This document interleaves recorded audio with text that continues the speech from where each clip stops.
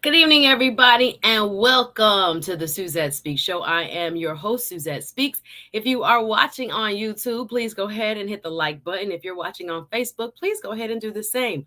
We have a very deep conversation for you today. And I want to start by asking a question.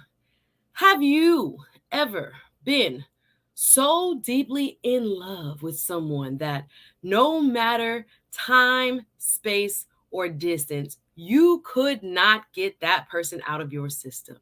Well, it's possible that you may have formed what is called a soul tie to that person. Now, if you've never heard the term soul tie, don't worry, we're going to break it all the way down tonight. I have an expert that will be joining me. Her name is Dr. Patricia Shaw, and she is known as the soul tie coach. Now, for those of us who may be familiar with soul ties, it's something that is talked about, particularly in the Christian tradition, where there may be a first love or someone who you have a very electric, magnetic, unbreakable bond with, that even if you are no longer in a romantic relationship with that person, you would never, ever, ever forget them. There is a deeper level to soul ties that some describe as a fatal attraction of sorts to a romantic partner. We're going to talk a little bit about soul ties, and if you've ever experienced one, I put a survey out on my community tab on YouTube, and I asked people if they had ever heard of soul ties, if they had ever experienced a soul tie, and the majority had. So we're going to talk to the expert who coaches women in relationships. She is Christian based. She is known, as I said, as the soul tie coach, and she helps us get out of these soul ties. Why are we talking about this? Well, I know that you guys love talking about relationships. Again, not my favorite topic because I still feel like I have a lot to learn. But if we are going to mature in every area of our lives, it's important that we identify challenges and oftentimes roadblocks that keep us from being our most healthy self. And one of those roadblocks can be a lingering soul tie with someone else. Who's ready for the conversation? Let me get into the chat. Welcome again. Suzette Speaks here. I want you to hit the like button, y'all. Let me know that you're watching. And please drop a comment in the chat if you know what I'm talking about, if you've ever heard of soul ties, if you feel like you've had a soul tie. We're probably going to drop the link later and let you come on up and explain your experience with soul ties. But this is something that has a lot of mystique around it. You hear the term, we assume everybody knows what it is, but maybe we have different definitions of it. And we're going to explore the topic tonight, which is how to break them. Are y'all ready for a good discussion? Hit the like button first and foremost. I can bring my guest up, but y'all have to get involved. This conversation is about building community and hopefully allowing us to become better versions of ourselves. That's what I'm about, y'all. So, hey, first in the chat, Miss RM, I see you. Always hard working. Harmony Pill, love you, girl. Had a wonderful conversation with this woman, as well as I think it was maybe 6 other ladies over on Black Man Unfiltered last night. And we definitely had, I think were pretty much on the same page on most issues, my darling. Love always to hear your opinion and for us to be able to express ourselves in this space when it comes to relationships, womanhood, femininity. We got into it. Go over to Black Man Unfiltered. We were up till 2 in the morning. I had to tell him in the back chat, sir, I have to get up tomorrow. We cannot be here till 3 in the morning, even though I got off early and they were still talking. Shout out to Black Man Unfiltered and Sir Hale Speaks for a marathon conversation last night. What up, Veggie? Veggie, nice to see you. Sunbreeze in the building. Put your location. Doug, what's up? Nice to see you. And we have again our special guest. Feeling good, darling. Thank you for asking. Al Laroque. Suzette, are you going back on TLA? If he dropped the link tonight after I finish my stream, I may. But yeah, no, I have not been on TLA for a while. And I think, tonight I'm feeling a vibe. So we'll see how this show goes. And then perhaps an hour or so, y'all might see me over there. It's been a minute though. And I haven't really had the time, honestly. But still much love to my big brother in the space, TLA. Shout out to you, sir. And again, you can check out Patricia, my special guest, Dr. Shaw. She has a YouTube channel as well, Soul Ties Coach. Are y'all ready for a good discussion? I am a little bit intrigued myself. And I'm grateful to have an elder. We keep talking about, now she is a young woman, but I would say someone with much more experience than I. We keep talking about the lack of transfer of knowledge from generation to generation. So we're going to do some of that tonight. And I know the ladies will appreciate this. Gentlemen, you probably will appreciate this. We've been talking a lot about Will and Jada and all the drama there. Guys, that's probably this concept at work, soul ties. Are y'all ready? Are y'all ready for a good discussion? Get them likes up, please. Yes, we are about self-awareness. Sunbreeze, thank you.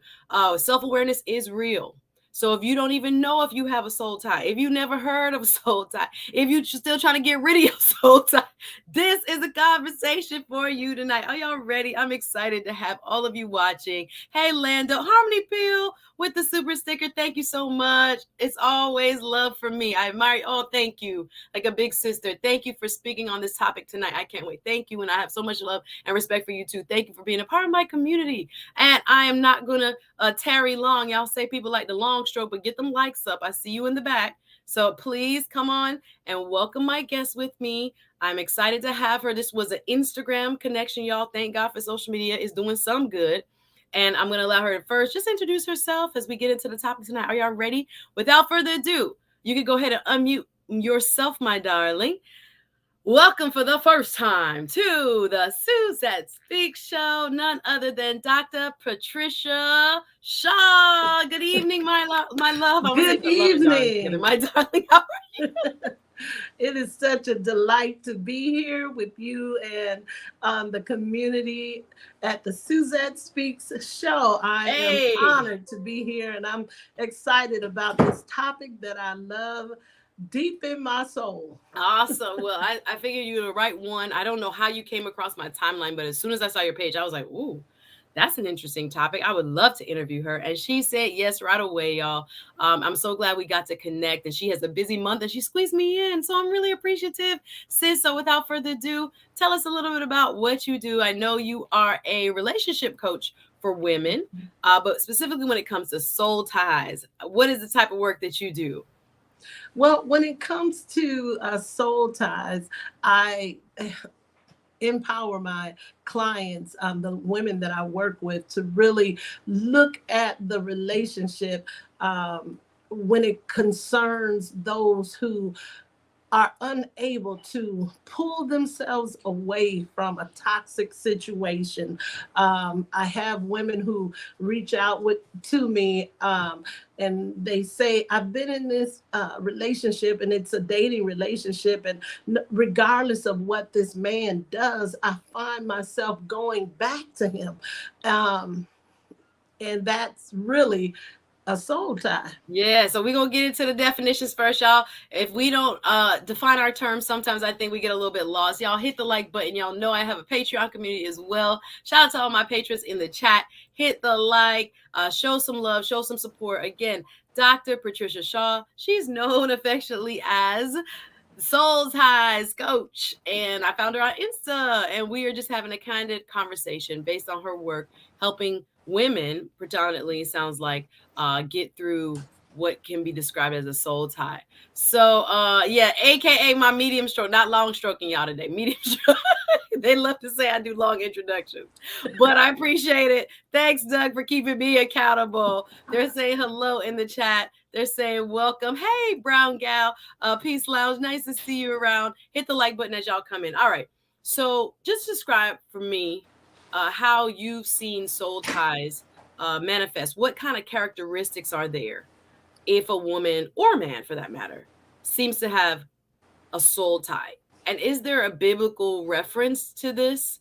Because I think people who are in the Christian faith, especially in the African American tradition, use this word very regularly. Where is it? Where's it from? So tell me what the characteristics are and where it originates. There is definitely, it's biblically based. I remember when I first came on social media in 2015, and I began talking about soul ties, and people were like, there's no such thing as a soul ties. It's not in the Bible. But see, that's why the Bible says to study, to show yourself approved unto God, a workman that needed not be ashamed, rightly dividing the word of truth. And so what Just because someone is not familiar with something doesn't mean it's not in the word. The word itself, soul tie, is not in the Bible. Okay. But when we are connected spiritually, so Mm. there's a verse that talks about a harlot being when someone, a man is uh, sexually involved with a woman that is not his wife, then she's a harlot. And it Mm. says that these two shall become one. And so that's where the bond is formed. Mm. Sometimes people think soul ties, they are both negative and positive. So because I've been married for 33 years, I formed a soul tie with my husband. All And right. before being married, I was in an ungodly soul tie.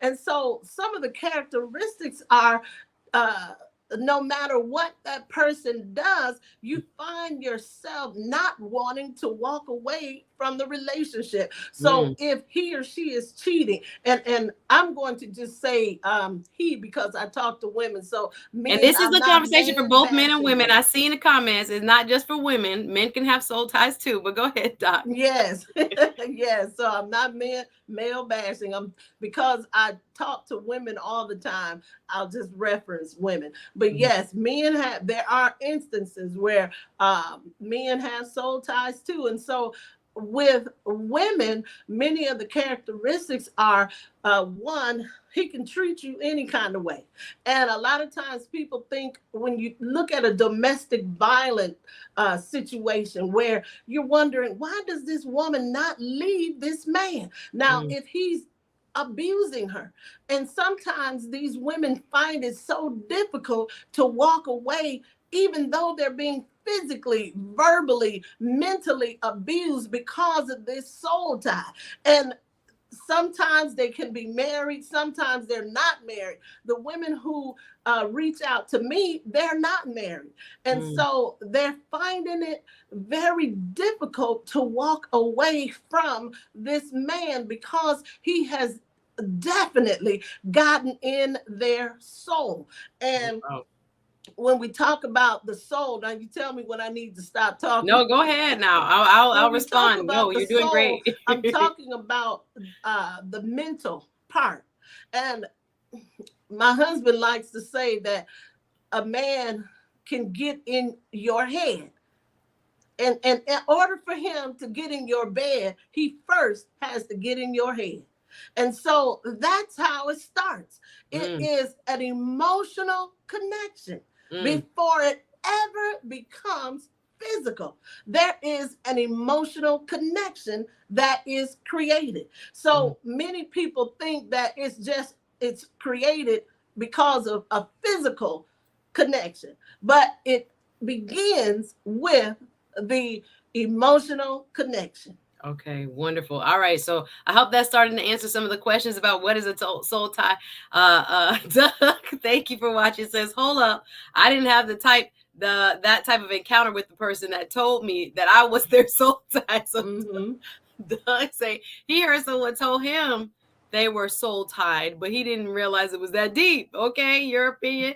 Hey, Andrew, nice to see you. Welcome. Hit the like button as you come in. Harmony said you doing work, ma'am. Ace Butterfly in the building. Miss Globe Girl, nice to see you. I've never heard of this. This is kind of scary. Sounds like obia, and that is the Caribbean term for black magic or voodoo or that kind of dark force. I hear she's like, somebody tying me up. That actually the Caribbean term of tie you. If a man go to the obia lady and rub up some leaves. That's why they don't like to eat food for everybody, Doc. They say they put stuff in the food Mm-hmm. and they try to tie you. That is actually a terminology that Mm. is used. I think both here in the United States and in the Black diaspora around the world. So yeah, that's very interesting. That's not what we're talking about. We're not talking No. about any type of dark evil force. We're talking about something that flows from relationships between Yes. men and women, heteronormative. I think everybody can get a soul tie. I don't even think it just have to be hetero, but Right. No. I Because think it's a sensitivity towards a person that is beyond your regular, what should I say, relational boundaries. You have Mm-hmm. dated them. You have dated people that you have gotten over and you moved on. But Right. this type of person, no matter what they say, no matter what they do, no matter how they treat you, it Yes. seems like you are drawn to them. And it can Yes. be, to what Doc said, the extreme of domestic violence, and you keep going back and you keep going back. But it can also be in like an emotional attachment that seemingly cannot be broken. You have dated Yes. new people, you have moved on, but you're Right. still constantly thinking about this one being the one, and you Yes. don't want to let them go. So it's Mm-hmm. not a matter of any of the dark, I guess, arts, if you want to call it that. No. But yes, there is a different spiritual dimension to it. So we're going to get into that. That is a product of what she's just described. Mental first. Good that Mm-hmm. you pointed that out. The emotional attachment first, and then Yes. the physical attachment through relations. Yes. Right. So someone is asking, do you believe that soul ties can be one-sided? It looked like Yes. Doug had a one-sided one. Mm-hmm. What is that true that only one Yes. person can feel tied? Yes, there can be one-sided soul ties, and I mentioned when the man said that he didn't have, maybe he didn't have a physical relationship with the person that had the soul tie with him, but it can be one-sided. I know a man who married a woman, and then maybe 5 years later, he ended up divorcing his wife because he was so connected With this to the woman that he prior had to, time with. yes, yes, And, yes, and yes. um, he ended up marrying this woman. I So, always feel like that. If they have a boo, I always ask guys that. I'd be like, who you really in love with? mhm, And just not searching for, fault, but mostly like, who is your one true love, or who, and men will answer you and tell you about that one girl in college that they wanted to marry, or this one. I was like, dang, it can be soul tie or not. Some of them are, though. Some of them I'm like, you need to go yes, back for that girl. No, she's married now. No, she has a family now, is mhm, oftentimes what happens. But I've heard men speak about, people so dearly, and it's not just, what should I say, a love story. It mhm, is almost like a drawing, a connection, yes, a deep desire for that is uncontrolled. They might sometimes be able to hide it and camouflage it, but it's mhm, deeper than that. You think about the person. You want that person. You with somebody, but gosh, I wish I was with so and so. So I think it's interesting that it can be one-sided. Not everybody feels a mutual soul tie. yes. I see you in the chat, guys. Brown Gal Peace Lounge says, I heard a pastor say that soul ties are always based on a negative bond. But I agree that it can be positive or negative. Is that true? Yes. Oh, yes, positive, because like I said, we were created to bond with our life partner, the person that we marry. And Yeah. so that's how it becomes positive. I have a soul tie connection with my husband, so I'm always thinking about him. So So so that's that's a good the thing. So it can be positive a soul positive. tie. The soul tie that is healthy, we want it. Yes, And we're going healthy. we'll get into it, y'all. Hmm. Hit the like button as you come in. I'm gonna read a few more comments. Harmony Pill, this is a good observation and love. Johnny Depp and his wife, Will Smith and Jada are good examples of soul ties. We're gonna get into them in a second. Now, again, do you have to be physical to be with somebody in a soul tie, or is it after the consummation of a relationship, or can it be simply based on emotional soul tie? I think actually I've seen people who are soul tied emotionally only. Yes, it does not have to be physically based. Remember, I said it begins emotionally. That's why I do not recommend for my clients, especially those who are dating someone and they don't know if the relationship is headed to the altar. And women say, "Well, I'm praying with him. We pray in the morning and we pray at night." But you don't even know where the relationship is headed. Are you headed to the altar? If you are not certain where the relationship is headed, do not invest so much emotional time, because Mm, you are you're bonding with this man. And mm, so the more you communicate, the stronger the bond becomes. And as women, Mm-hmm. psychiatrist says that we hear what we hear gets cemented in our minds. That's why it's so easy for us to fall versus fall for what he says instead of what he does. Wow. So there's so much there, guys. So it does not have to be a physical attachment. It can just be based on emotions. And what Yes. she's saying is that, as I'm interpreting it, is there is a constant messaging Yes. around either Mhm. from the person or who you, through your own self That's messaging, true. want the person to be. Dear God, this is my man. Amen. Mhm. Dear Yeah, God. that's true. And I say it lightly, but I'm empathetic towards people who really really do have deep soul ties that have hurt, to try Yes. to break. So we're gonna get into it in terms of maybe some things you've seen in your practice when it comes to soul ties. Again, if you never heard what a soul tie is, let's welcome. And if you're just joining, hit the like button. Dr. Patricia Shaw. She has a YouTube channel, y'all. You can find her on Insta. Her handles, her social media handles are in the description. She's an author. Mhm. There's a lot going on. Hit her link tree, y'all. She has a wonderful ministry, particularly serving women. Again, this Mhm. conversation is for both or everybody in between, but we want to make sure you understand that she helps women. That's her ministry. So take what you can use from it, because I think this is something that I've seen both in men and women, where we are bound in an Mhm. unhealthy way. Again, they can be good and they can be negative. It can be Yes. positive, as if, like you're living your life with your husband, married and happily, you have a soul tie. Yay, it worked. But if you have a soul tie with a person, I feel like I've maybe had one. Like, yeah, I'm gonna get into it. Oh, sorry, y'all saw the daydreaming. Okay, wait. I'm back. But welcome again. Suzette Speaks here, talking about sensitive topics. This week, we have been breaking down some relationship advice, because there are many of us who have been through not so healthy relationship bonds, one being what we're talking about today, which is a soul tie. So if you've never heard of them, again, we're explaining what they are. We've kind of gone over that. So we're going to go into the chat real quick, see what y'all have to say, and then maybe drop the link a little later if you have experienced a soul tie. If you know somebody who can't get that person out of their system. Let me see. So yes, we just mentioned this. We're going to talk a little bit about this too. Ace Butterfly says, "What about when the man is being abused and doesn't walk away?" I'm curious if it differs from female experience. Van Lee has a question. I was a rogue personal trainer. Woo, that slept with a few clients inadvertently. I hear you. Did I create soul ties, ma'am? Wasn't my intention. Probably, if you ask these ladies, they probably talk about.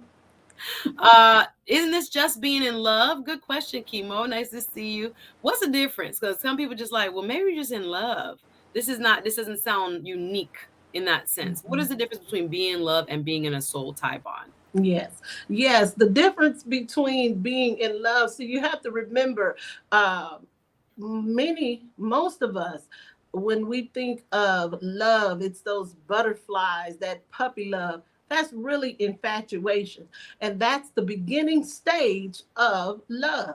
Mm-hmm. Now, when as you progress on, you go from infatuation and you begin to really understand the person, and here you guys are, you're spending more time together. And I'm speaking from my personal perspective.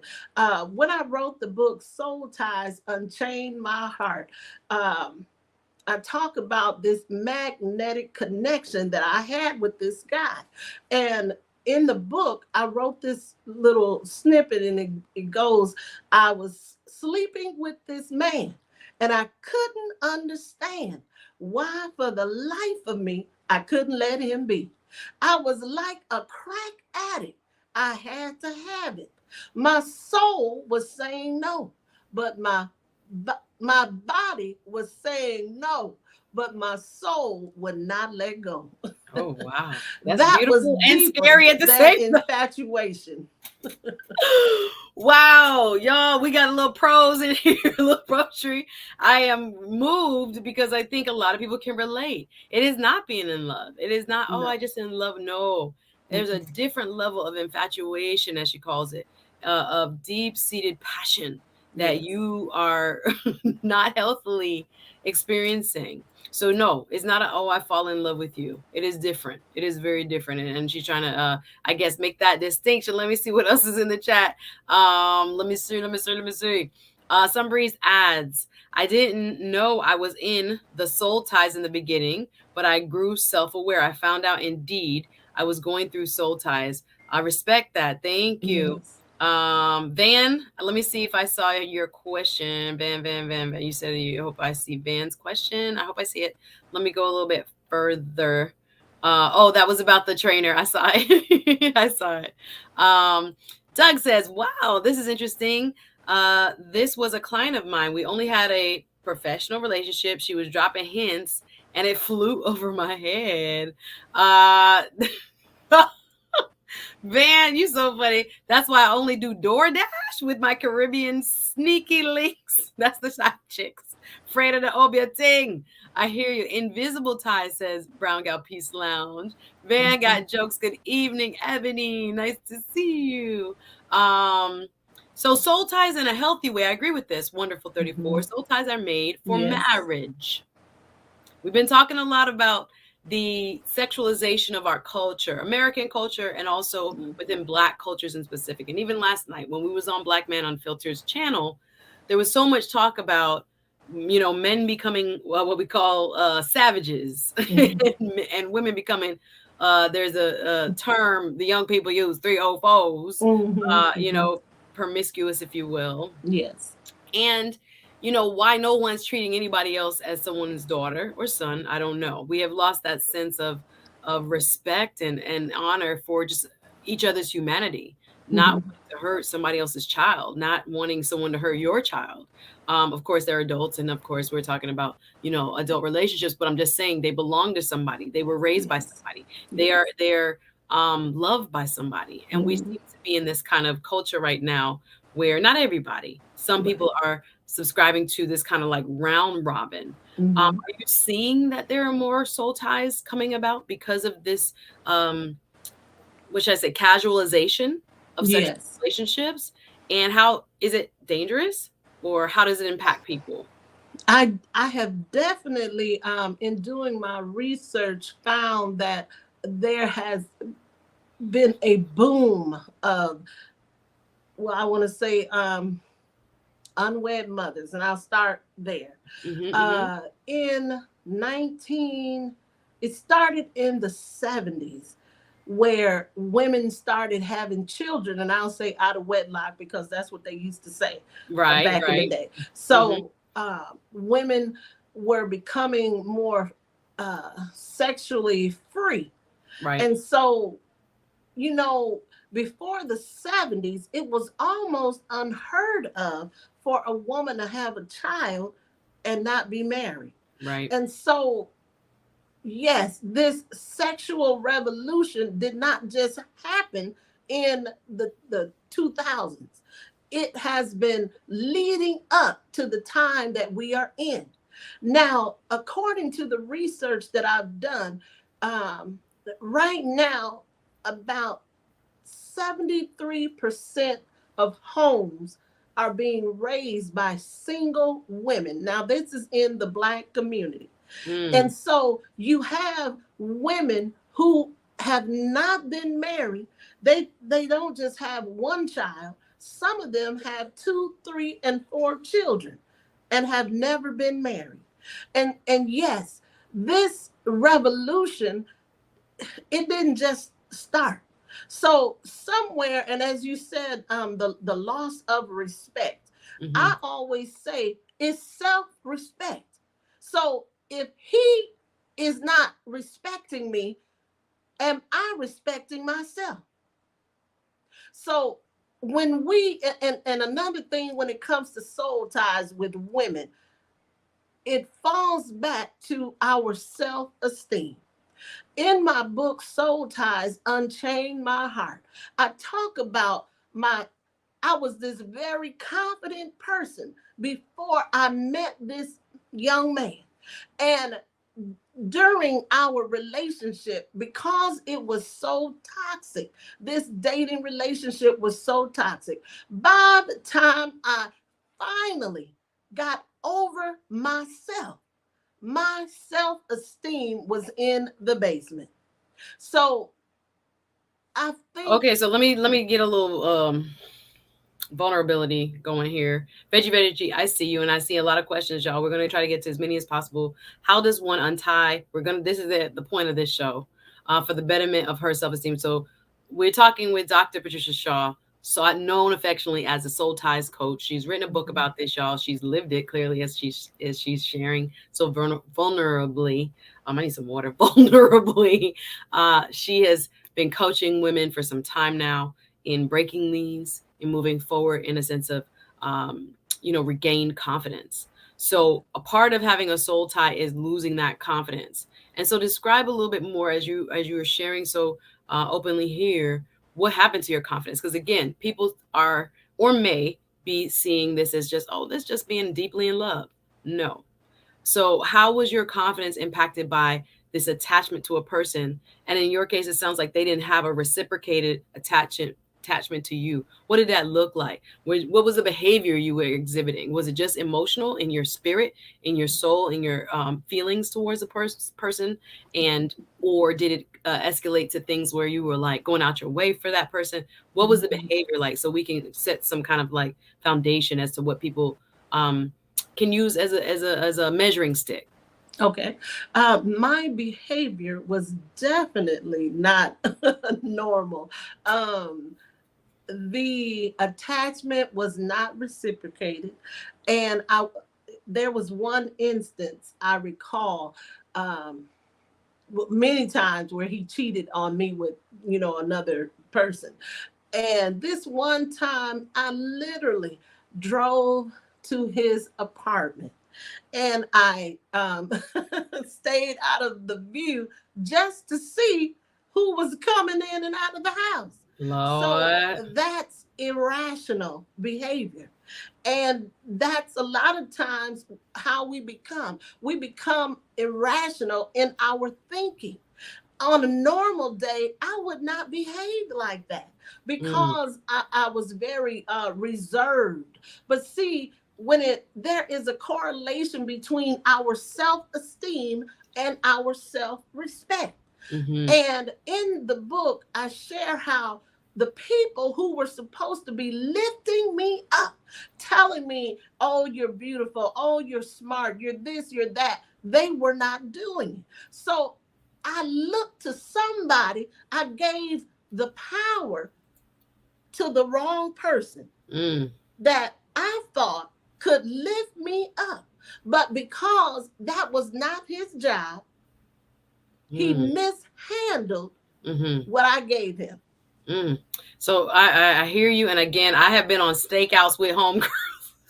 Oh my Girl, goodness. pick me up. We riding by his house. I'm like, when did I get involved in this? And why am I riding by his house with you? And why are we sitting in the parking lot like a Nancy Drew story, looking who coming out? This is so relatable. I think not everybody, but some of us may have been in a situation. I'm talking about this is closer to college, right after college. We would be doing some stuff. I'm like, what are we doing? But I realized some of them, I would have called it infatuation, but some of them probably had soul ties to Yes. people, and they didn't know that their Mhm. behavior had literally escalated to a point where we were.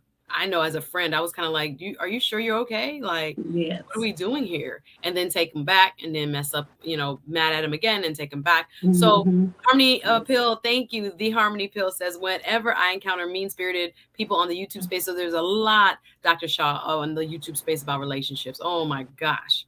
And a lot of people lash out. A lot of people seem to be um, gender bashing, some might say. So we are very, I think, more balanced here on my show when it comes to how this presents. Now, I see this question, and thank you, the favorite network. Long time no see, girl. I'm glad you're here. Says, please explain the soulmate versus soul tie. Is there a difference? Obviously, I think there is. Can you explain that, or you can try to articulate that? Yes. Now, remember, you want to be in a healthy soul tie relationship with the person that you marry. A soulmate is someone, and I like to say, my husband is my soul match. He matches me. We fit together. And the mate happens when you meet the person that God has ordained for your life. I believe, Mm, see, this is something I teach the ladies I work with about visionary love. I didn't pray him up. I mm. didn't I spoke him up.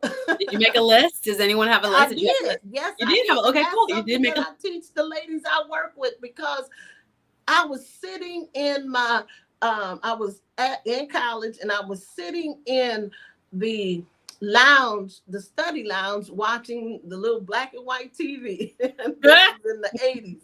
And he walked in the room, and he sat and we talked half the night. And he walked into my life and has not walked out.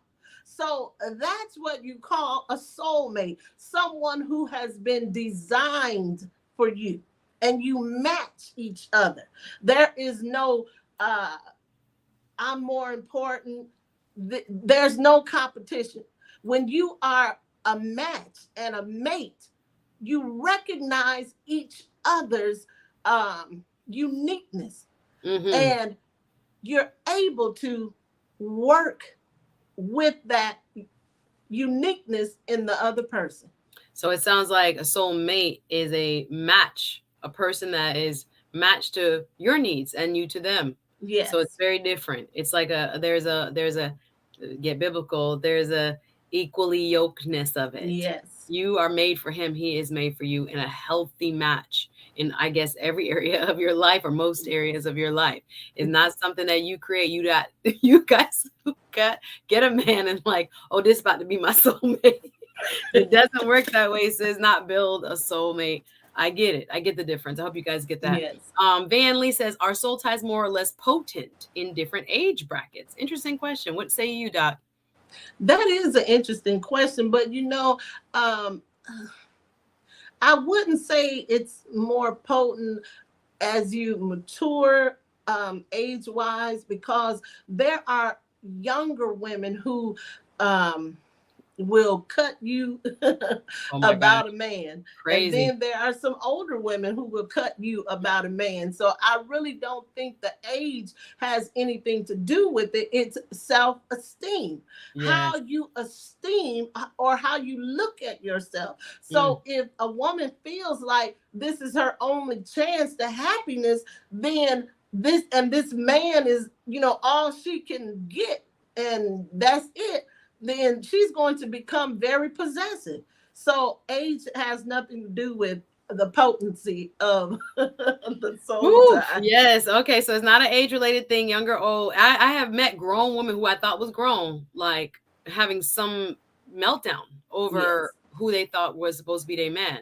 And the man Mhm. didn't have any kind of, reciprocal feeling. It was very, I thought it was embarrassing. I was like, this woman got to be in her 50s and carrying on. But it's probably a destructive soul tie. Brown Gal Peace Lounge says, I think they're more common than people Yes. realize. Doc is preaching. Yes, she is. I'm a little behind in the chat. Can you have more than one soulmate in a lifetime? Interesting. Soulmate. Well, I think you can really, personally, now this is my personal opinion. I think I really believe you can only have one soulmate.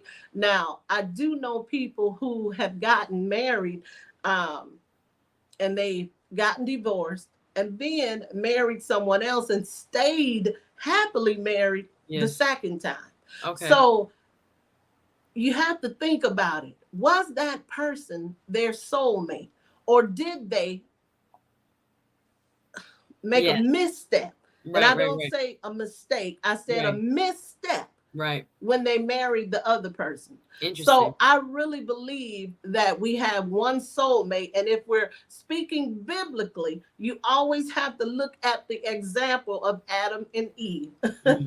All right. One man, one woman. Well, okay. All right. you all right, I'm gonna leave that. Ace Butterfly says this needs to be addressed because women don't know that they are damaging Yes. themselves. You must choose wisely who you invite in your life. And I think this was a big part of our discussion last night on the women's panel over there on Black Man Unfiltered.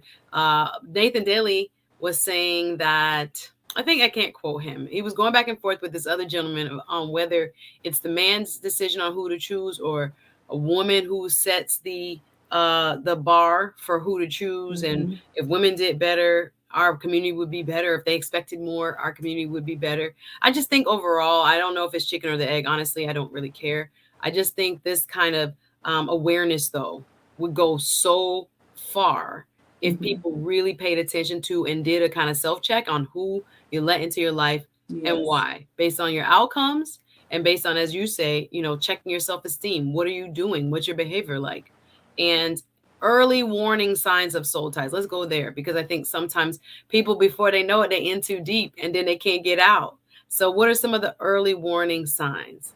So, Yes, before you met your Suzette, if husband, you or if don't you want to, mind, sure. if I go back to hit on what Ace Butterfly says Yes, about please. you must choose wisely who you invite in your life.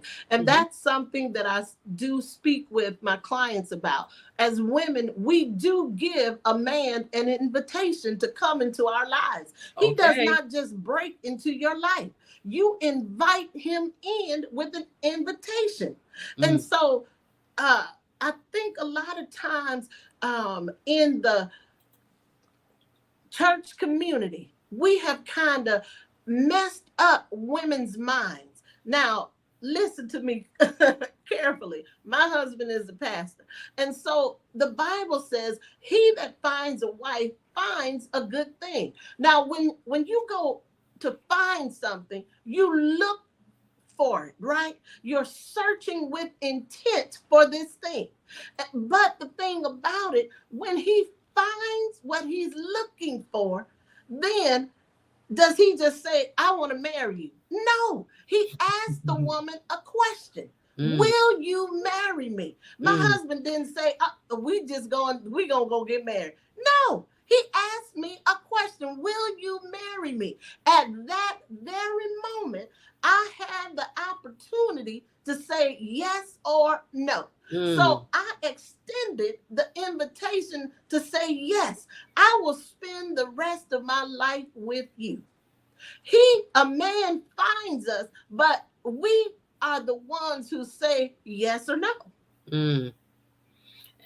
Now, I'm sorry. Go ahead with your No, question. that was very powerful because I think sometimes we are overlooking some of the greatest men. I think sometimes that happens because of the when we've talked about it on our channel here, social media pressure, real housewife stereotype. Everybody Yes. wants a baller, everybody wants the Jimmy Choos and the yacht vacays, birthday parties, and travel, where the average man, I think in the United States, maybe makes $50,000. So being self-aware enough to know Mm-hmm. like the deeper parts of a relationship requiring, moral traits, character traits, as opposed Yes. to just where he is financially right now. I think Yes. a lot of women are missing the boat when it comes to, um, you know, possible viable suitors, people who are Yes. trying to call upon you and you saying no, but you don't know why you saying no, but you looking at people that are really not possessing the character traits for a Yes. long-term success in relationships. So I think Mm-hmm. it's very good to be aware of that, who you're saying yes to and who you're welcoming Yes. and who you're saying no to and why. We got to really take a internal survey of that. The Harmony Pill says, I've heard that being unforgiving and holding grudges against past romantic partners is a sign of a soul tie. I see it in men and in women. So is your past grudge, you still mad about that person? Because I was like, that thinking about this gives that person a lot of power, but it's hurtful. I'm not gonna say, Mm-hmm. everybody you could just jump over and get over every past relationship. Sometimes they do you wrong, man. Sometimes it really Yes. hurts, and you still think about them and you still talk about them to your friends and Yes. all what they did, and it comes back to mind. Is that true? That if you do feel that way, that's a probably an indication of a soul tie? Well, I wouldn't say that it's an indication of a soul tie.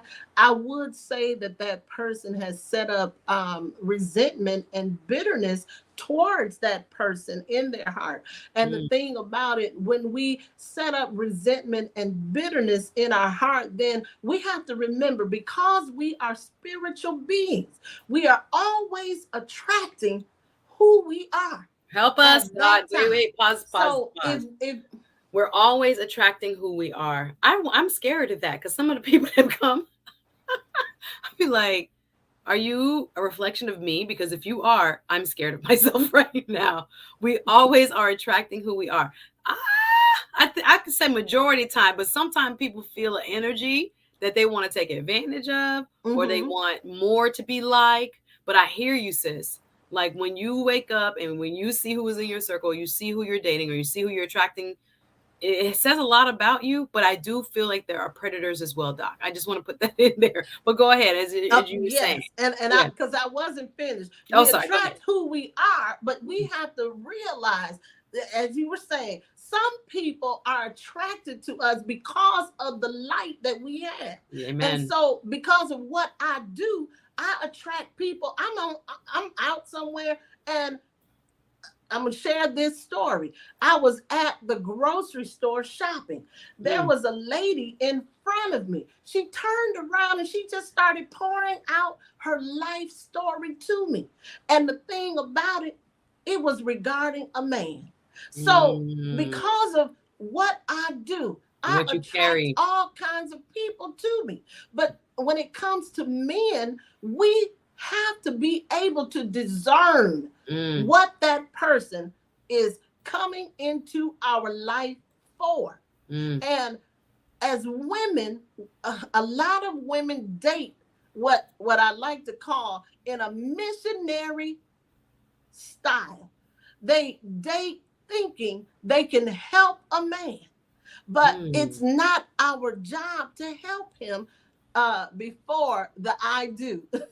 Lord, okay. So we talking about missionary as in the mission field to go and to save. That's what Yes, she means. yes. So just for you guys who are looking for that biblical reference, y'all enjoying the conversation. I'm so behind in the comments. I'm gonna try to catch up real quick. Guest YouTuber and coach for women, relationship coach for women, Dr. Patricia Shaw is here sharing her knowledge. She has written a book about soul ties. She is talking to us about what they are and how we can identify them and why we must be very careful. And we're going to get to how to relieve and break them from our lives. So we're talking right now about attracting energies into our lives. And I agree with you, Doc. Yes. I think a lot of people who need healing come to me as well, where I'm like, my light is I think I'm a nurturer.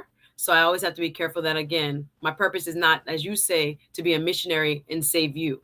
You have Mm-hmm. to come to me pretty ready, because if Yes. not, we're not equally yoked. This is always going to be and you can put yourselves guys in the equation. Whatever your gift, whatever your abilities are, you got to be very careful that it's not exploitive and it's not imbalanced, because I tend to find that I'm like, oh no, you want to be saved, sir.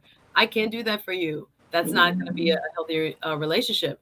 But on the other hand, I'm wondering, as we're trying to identify what a soul tie is, and I know a lot of you are so busy trying to, ask questions. I may drop the link and allow, 2 or 3 minute questions, so that we can get clear on some of the things that I'm very behind in the chat. But yes, we're going to get to this, how you break them. We're going to get to that. But I think it's very important, first and foremost, to understand how they are established, what they look like, Yes. why it's unhealthy, and then hopefully, absolutely, we'll get to um, some of the ways in which we can distance ourselves. So I saw an interesting question, and I was trying to find it again in the chat, as to, can a negative soul tie become a positive one? As you were talking about the mission field of creating a husband and fixing a husband, we're going to get back to that. But I'm curious as to, have you ever seen someone have a soul tie that was negative that turned positive? Um, no, I Okay, so honestly have no, not. that's I definitely not haven't. happening. No. Um, and then I think, yeah, I think a lot of people are okay with again, Will, Jada, shout out to you. Just using you as an example. What is toxic behavior? Yes. Once they're in an established soul tie. I think that there are many of us, again, desirous of love, as you just pointed out. See a person, I'm going to conquer that person. I'm going to be a missionary that saves and helps this person, develop, become a new person, and be ready for me. So Yes. that, is, you mentioned, is a dating style of many. I'm not Mhm. criticizing here. We're just Mhm. observationally mentioning it. Yes. um how do you correct that? How do you make sure you're not going out there, or what do you tell your women in your practice when you start seeing patterns of, God, this gonna be my man, and when he do you wrong, and when he cheat, and when he go about, his business, we're heartbroken. How do you prevent that from happening from the beginning stages? Well, the word says that we are to guard our heart because out of the heart flows the issues of life. Yep. And that heart is our mind. We are to guard our mind. Remember, I said, psychiatrist says that, and I wrote this in my book, that as women, we go on what we hear more so than actions. So if a man is telling you, I love you, I need you in my life, and he's saying all these things, but then there's no follow up.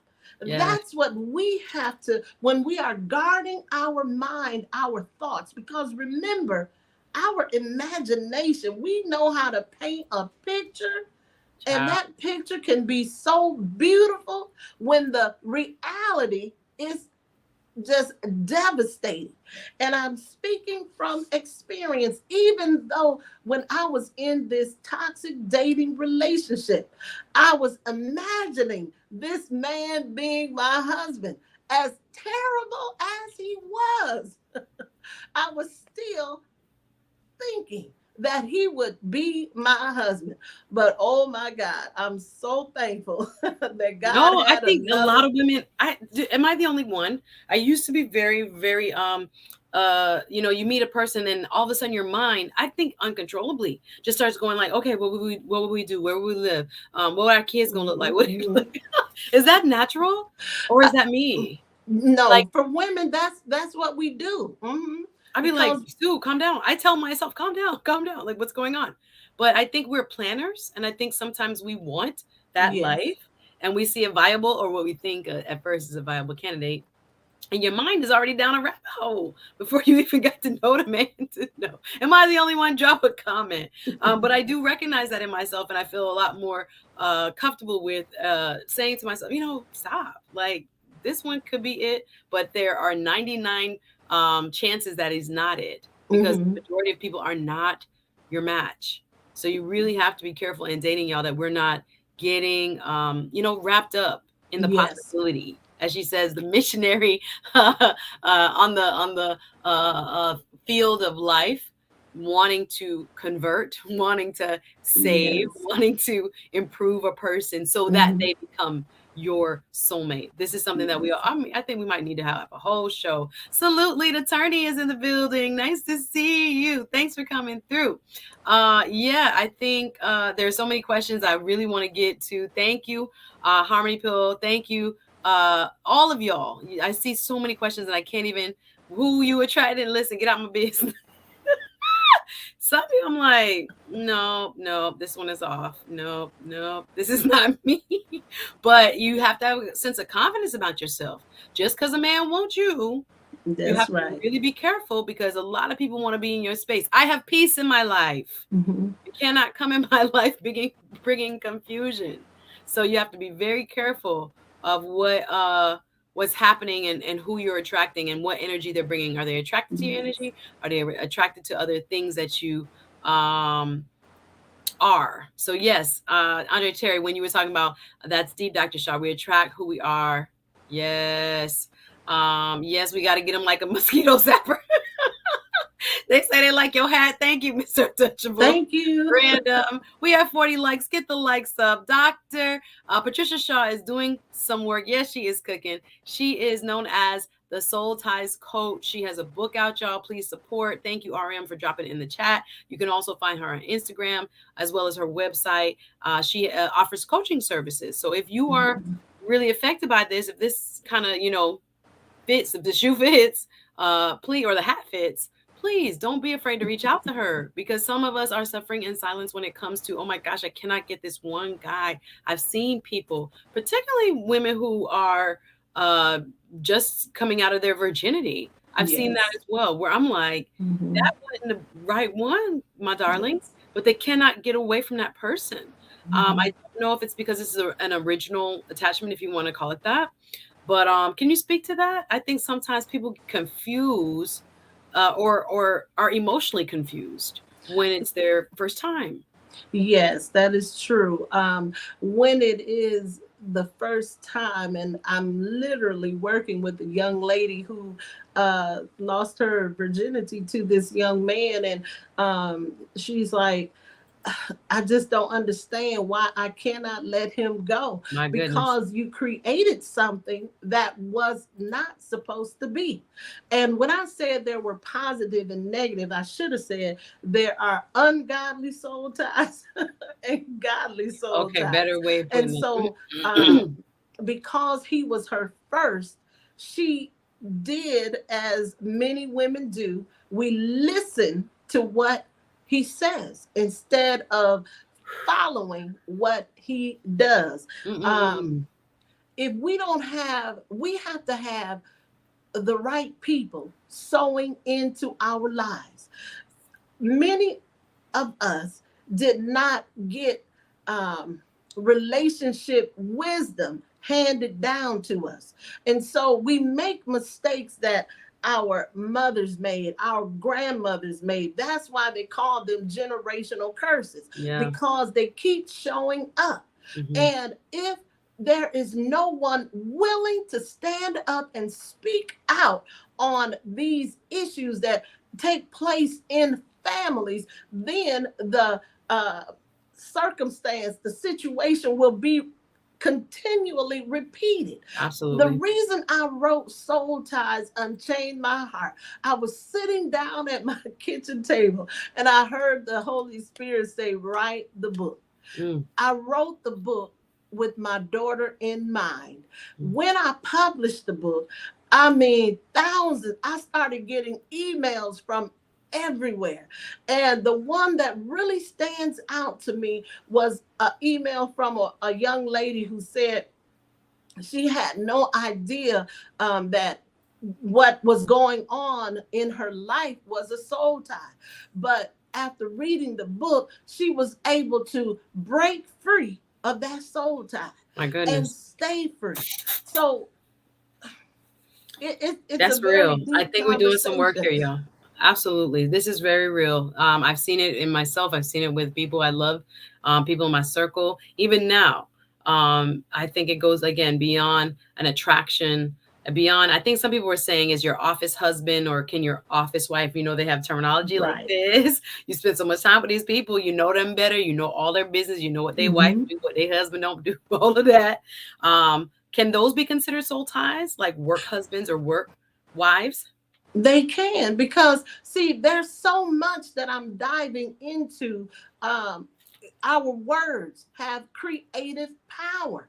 Yeah. Everything we say, we're putting something into the atmosphere. Yeah. So we have to, when the Bible tells us to guard our heart, our mind, we have to guard our mind. Out of it flows the issues of life. So I'm thinking, what am I thinking about? I'm thinking about this man I just slept with. Why am Hmm. I thinking about this man? He is not my husband, because the sex was so good. Doc, doc, doc. Some people, ooh, y'all physically just bonded, Hmm. because we're talking grown folks business now. He put it on you. He put it on you. Yes. And now you think that's supposed to be your husband. And now you mad when he's not reciprocating or he's still doing his thing out in these streets. It is very real. If people understood what could happen, not only based on physical bond, but particularly now talking about the physical, intimacy, they would be much more selective with who they lay with. There Yes. is so much soul residue that can be left Mm-hmm. by people, unintentional. And you can get into some of these negative spirits. You can get into some of these things. I have dated people where I'm like, I am not like this. And I really Yes. believe some spiritual residue was left on me. Yes. And if you really think about and understand how, and you and I are of the same faith, the creator put us together to be bonded with that one man. If we're Yes. talking again heteronormative, we are supposed to be locked into him, like as they say, as Christ loved the church. Yes. But now we're using it in a recreational way, undisciplined True. way. So it is not a surprise that we can talk about the physiology of different chemicals that are released in the woman's body. Mm-hmm. She has physical intimacy when, literally it's supposed to bond you to the man. Yes. And so when we have this happen, we're shocked by it. But actually, if we believe in that uh, traditional, if you will, religious, if you want to call it, but how our bodies are created and how our spirits are created by design, it is Yes. going to impact how people end up in these situations where you're not with your soulmate or your soul match, and you are just infatuated beyond. You cannot stop thinking about this person. This person has consumed you in a way so that you are not even able to be ready for your real match. Come on, Yes. somebody. You haven't, if somebody is that placeholder, you don't have the space. Help me, oh God. This has happened where I'm dating and it's like, oh man, this one person is still here. This one person is still here. You have to be so careful Yes. about, what we allow. Let's put it like that. We all grown, but Mm-hmm. there's so much talk right now about how being recreational with our sexuality is okay, and as if it does not have any long-term effects, but it does. So Ace Butterfly said, Dr. Shaw, you should join the youth. I'm telling you, you would be so like, you need to bring some refreshing perspective. Blocking blessings, exactly, because there's so many Yes. people that don't think there's anything that happens when you are with multiple partners, but there are changes both physically and spiritually that, Yes. again, whether you acknowledge them or not, they're happening. Miss Glove Girl, how do you break a soul tie, or do we have to? But we gonna get there, sis. We gonna get. Sis said, but this is what I'm waiting on. I hear you. We are getting there. We are definitely getting there. No, she's gonna give us some insight. No, that's no problem. She has coaching that is, I put it in the description, that is step by step from relationship formation to premarital to always getting Mm-hmm. yourself ready. If you feel like you have a challenge in choosing, we're not gonna assume everybody here has that tool down on how to choose somebody. If you need help with that, she's here for you. But we're gonna get into that. So give me one more example, if you will, if you have in your own personal walk, or maybe even anonymously through a client, where you've seen someone who has not been able to break a soul tie, and then we'll get into how you break them. Yes, I want to give you two examples, one myself, and just really tell you just how deep you can get in an ungodly soul tie. Now, when I was dating this guy, I told myself I would never date somebody who smoked, but he smoked. And because our bond had gotten so strong, I Mm, began enjoying the taste of smoke on his lips. Do you see how strong soul mm, ties are? mm, mm, mm, mm, mm. You will set aside things that you tell yourself You would never do. just for the sake of what you think is love, when it's really not love, it's lust. Mm, mm, Now, I had another client. Um, it was this man that for about 3 or 4 years, they were in and out, in and out. He would leave her for maybe 3 or 4 months at a time. She would allow him to come back. This went on for about 3 or 4 years. And when she hired me, I said, the first thing you have to do is face the fact. When I teach women how to break free of an ungodly soul tie, I have an acronym and it's called freedom. That's what I walk them through. Mm, Freedom. The mm, first thing they have to do is face the fact okay. that this relationship is not of God. Is it godly for a man to show up in your life after being gone for months at a time? But when he comes back to you, there's always something going on. And here you are once again being the person he needs. And so for maybe 5 or 6 months, everything is going good. And then he's gone again. He's ghosted you, as they say. Ghosted, ghosted. Yes, Dr. Shaw. So the first thing, you have to face the fact of the relationship. It's not of God.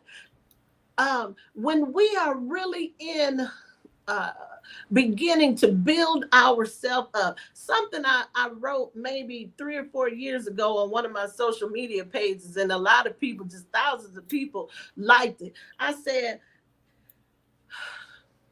if you want a better relationship, you have to become a better woman. Absolutely. What do you mean by that? I mean, I can make myself better. A man does not make me better. How do I get better? I start looking at what's going on the inside. How could the one who's married to the football player, Gabrielle, who? no, she's the one I used as the meme. It's not Monica. Oh, is it Monica? No, Monica's man What's the was. football player guy name? Okay. Somebody help me in the chat. A woman that's married to a football player. um, Show up hold. Yes, that's what she's saying. Sierra. yeah, it's yes, her. Okay, Thank you, RM. yes, her husband. But she was dating some other guy, Oh, and so future. I Okay, used understand this that now. this Yes. meme of how she was with this other guy and how she is with this man. So in order to get someone on your level, you first have to get on the level that you want to attract on. Mm, She could not attract Russell Wilson. Yes, she could not attract Russell Wilson while she had the mentality of the guy that she was with. Lord, sis. So her mentality had to change. Okay, so we're That not talking takes about, because I think there's personal some. development. Yes, the understanding, a lot of people think of, I got to get ready for a husband. You got to be careful, because it's not always about getting a house. It's not always about getting the right car. It's not always about, the material things. What Dr. Shaw is talking about is the mental, right? Spiritual, emotional development, so that you're attracting who you are, where you are. So I agree with you. I think we got to be very careful, because there's a lot of coaches out here, and it's been, kind of in these YouTube streets. It's been a bit disputed about, become a quote boss chick. That's not what you're talking about.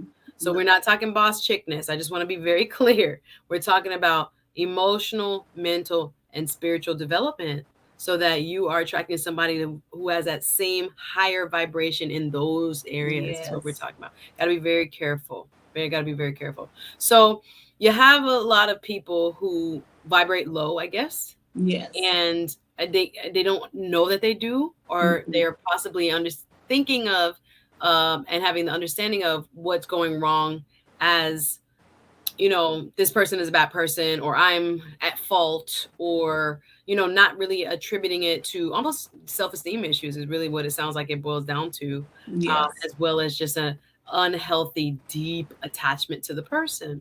So what you said, freedom is the facts, or recognizing the facts first and foremost, that this is ungodly. God did not put you with this man. You could not build a bear. You could not take it to the missionary field and try to convert, try to save, try to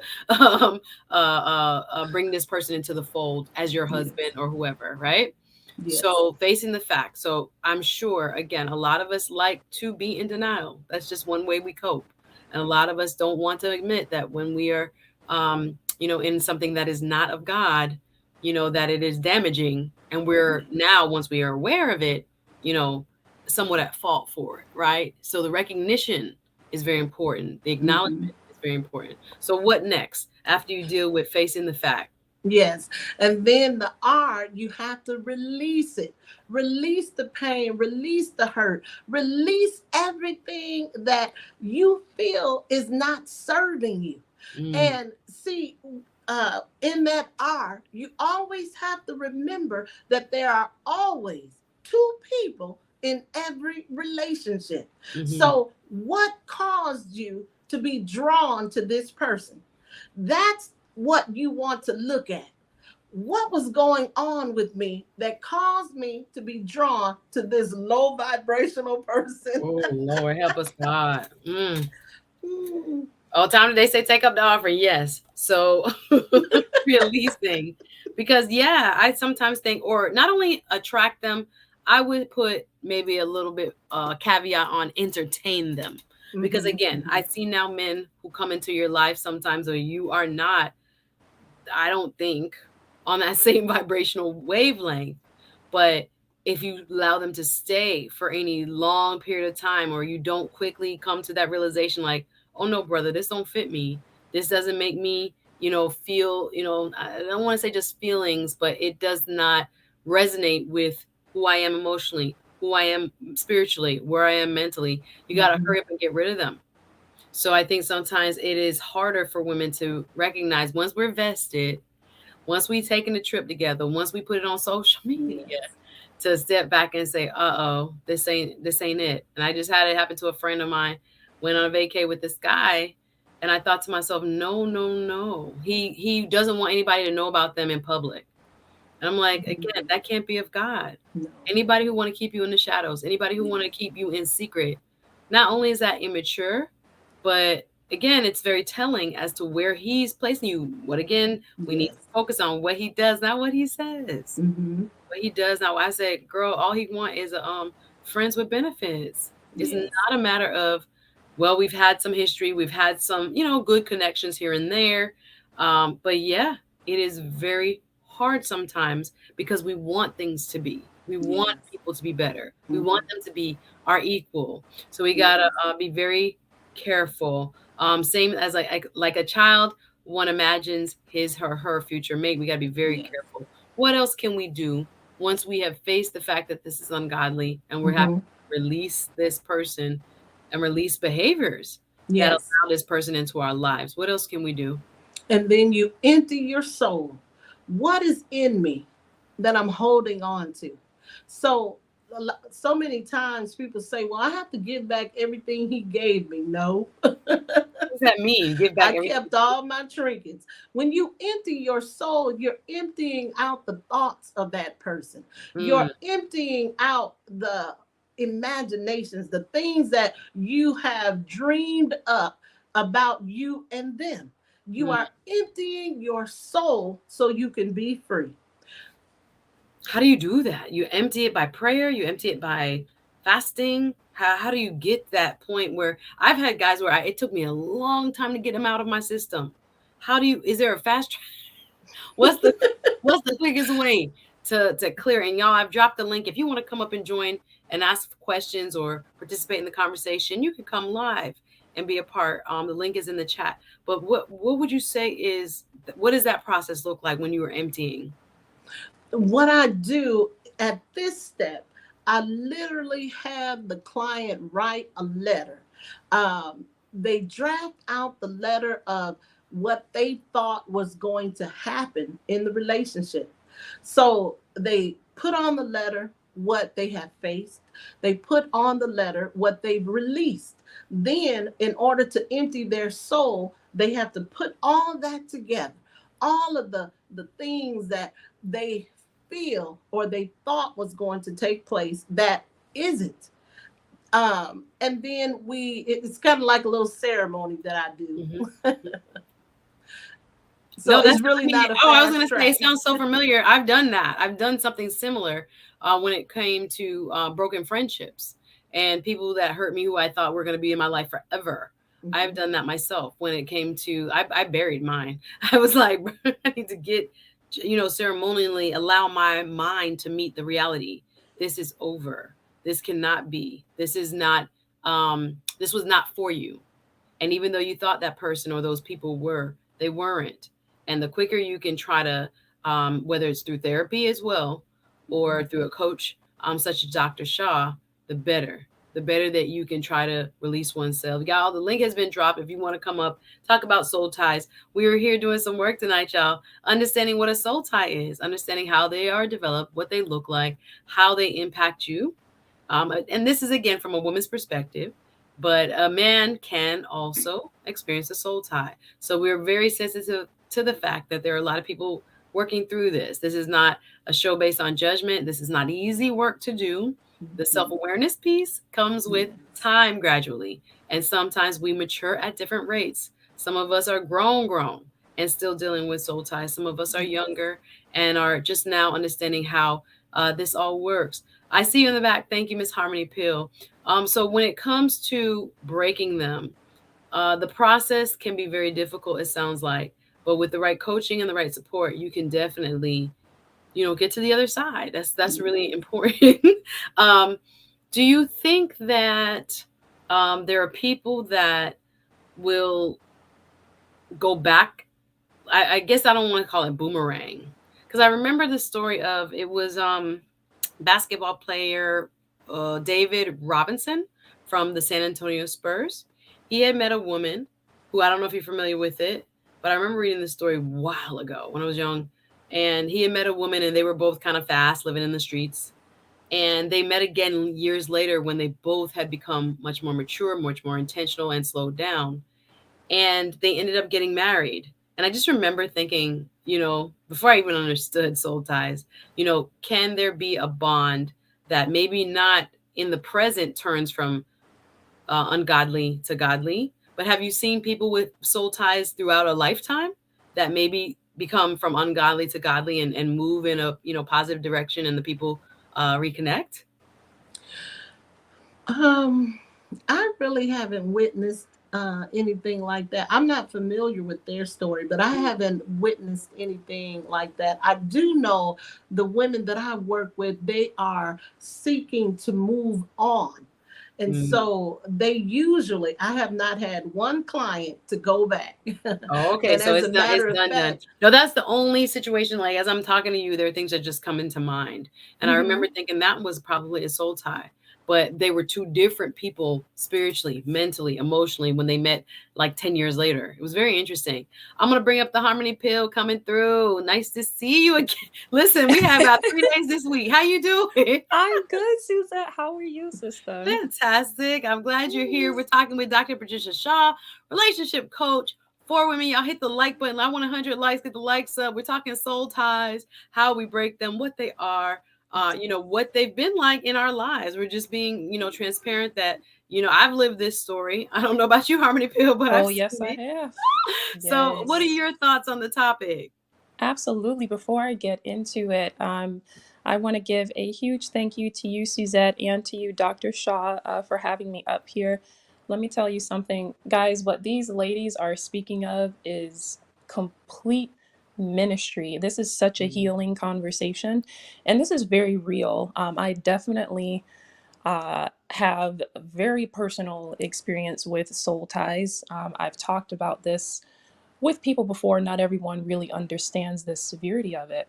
But one thing I can say is true is that soul ties can be toxic, but they can also be um, a a product of infatuation or just being in love and just being so wrapped up in something that actually is not best for you. And with my personal story, I was actually engaged to my soul tie. And this happens all the time. People hop into marriages just because they feel like that's the next step and it just makes sense. A lot of times they've been together so long and they're like, well, this just makes Well, sense, right? Like might as might as well. well. Yeah. Exactly right. Yeah. And Sadly so. Yeah. I've been there, and I see this a lot, and I hear about uh, certain very disheartening relationship dynamic tips that are kind of plaguing the YouTube community. And I think a lot of people today, they're treating relationships like it's a game. And Mm-hmm. it's okay for the man to step out of something that's not best for him. But then when the woman finds the strength and the courage to leave something that's not going to serve her in the long run, then it's a problem. And it's a, but yeah, like I said, I was engaged to mine, and it just, I knew that I didn't have that inner peace completely like I was supposed to have. You know, we had been together such a long time. We met in college. Our families knew each other. We went on trips together, the whole 9 yards. But Yeah. something deep within was like, you know what? We're not spiritually aligned. This is not it. And I found the strength to leave. And I really hope that people maybe can take a bit of my story and maybe apply that to them, because not everyone's going to be bold enough to speak on it publicly. Yeah, thank you. Much respect to you first and foremost. Yeah, I think Yes. there has been a little bit of a, I don't want to say shaming tactic, but when, the conversation comes up, who leaves women, who leaves marriages, who leaves engagements, you know, oftentimes there are reasons. Like I think people see it in a Mhm. vacuum. I didn't just, if someone engages you, there has been, a deep exchange. Mm-hmm. And the reality is, because you say yes, all of a sudden there is that deeper next level thinking. Yes. Whoa, I'm gonna have to spend the rest of my life. This is who I'm gonna be in bed with, waking up every single darn morning. And kudos to you for saying out loud the uncomfortable truth, especially when families are connected, especially when you've been together Mm-hmm. for however many years. Especially, better to do that than to get in a marriage and already be, Yes. Yes. expecting the inevitable, which is we are not evenly yoked. So Correct. Correct. it's I have hard for people to friends. say that out loud. People, Yes. think, marriage is all. And I'm telling you, some people that wish they hadn't. Every marriage is not, Mm-hmm. a bed of roses. But Exactly. shout out to you for having the courage, and maybe it will help somebody to say, wow, I'm not playing games here. I didn't just get an engagement ring and think of this as like, oh, I'm gonna break somebody's heart or try to Exactly. destroy this person. Far from. But you have Exactly. to be really real. A lot of that face the facts, what Dr. Shaw just talked about. You got to be really real with yourself because That's again, true. children gonna come. It's not a You, joke. it's It's not, it's not. not, it's not, it's not something we should take lightly. What is your feedback, Dr. Shaw? That Yes. is so true. And that actually kind of could lead us into the Jada and Will Yeah, story, yeah, because yeah, yeah, yeah. um, I'm not familiar. I'm not sure if you all know that. I listened to Jada's story, and she said there's a video clip, Hmm. and she said, I don't even want to be married. I This is know. before she and Will got married.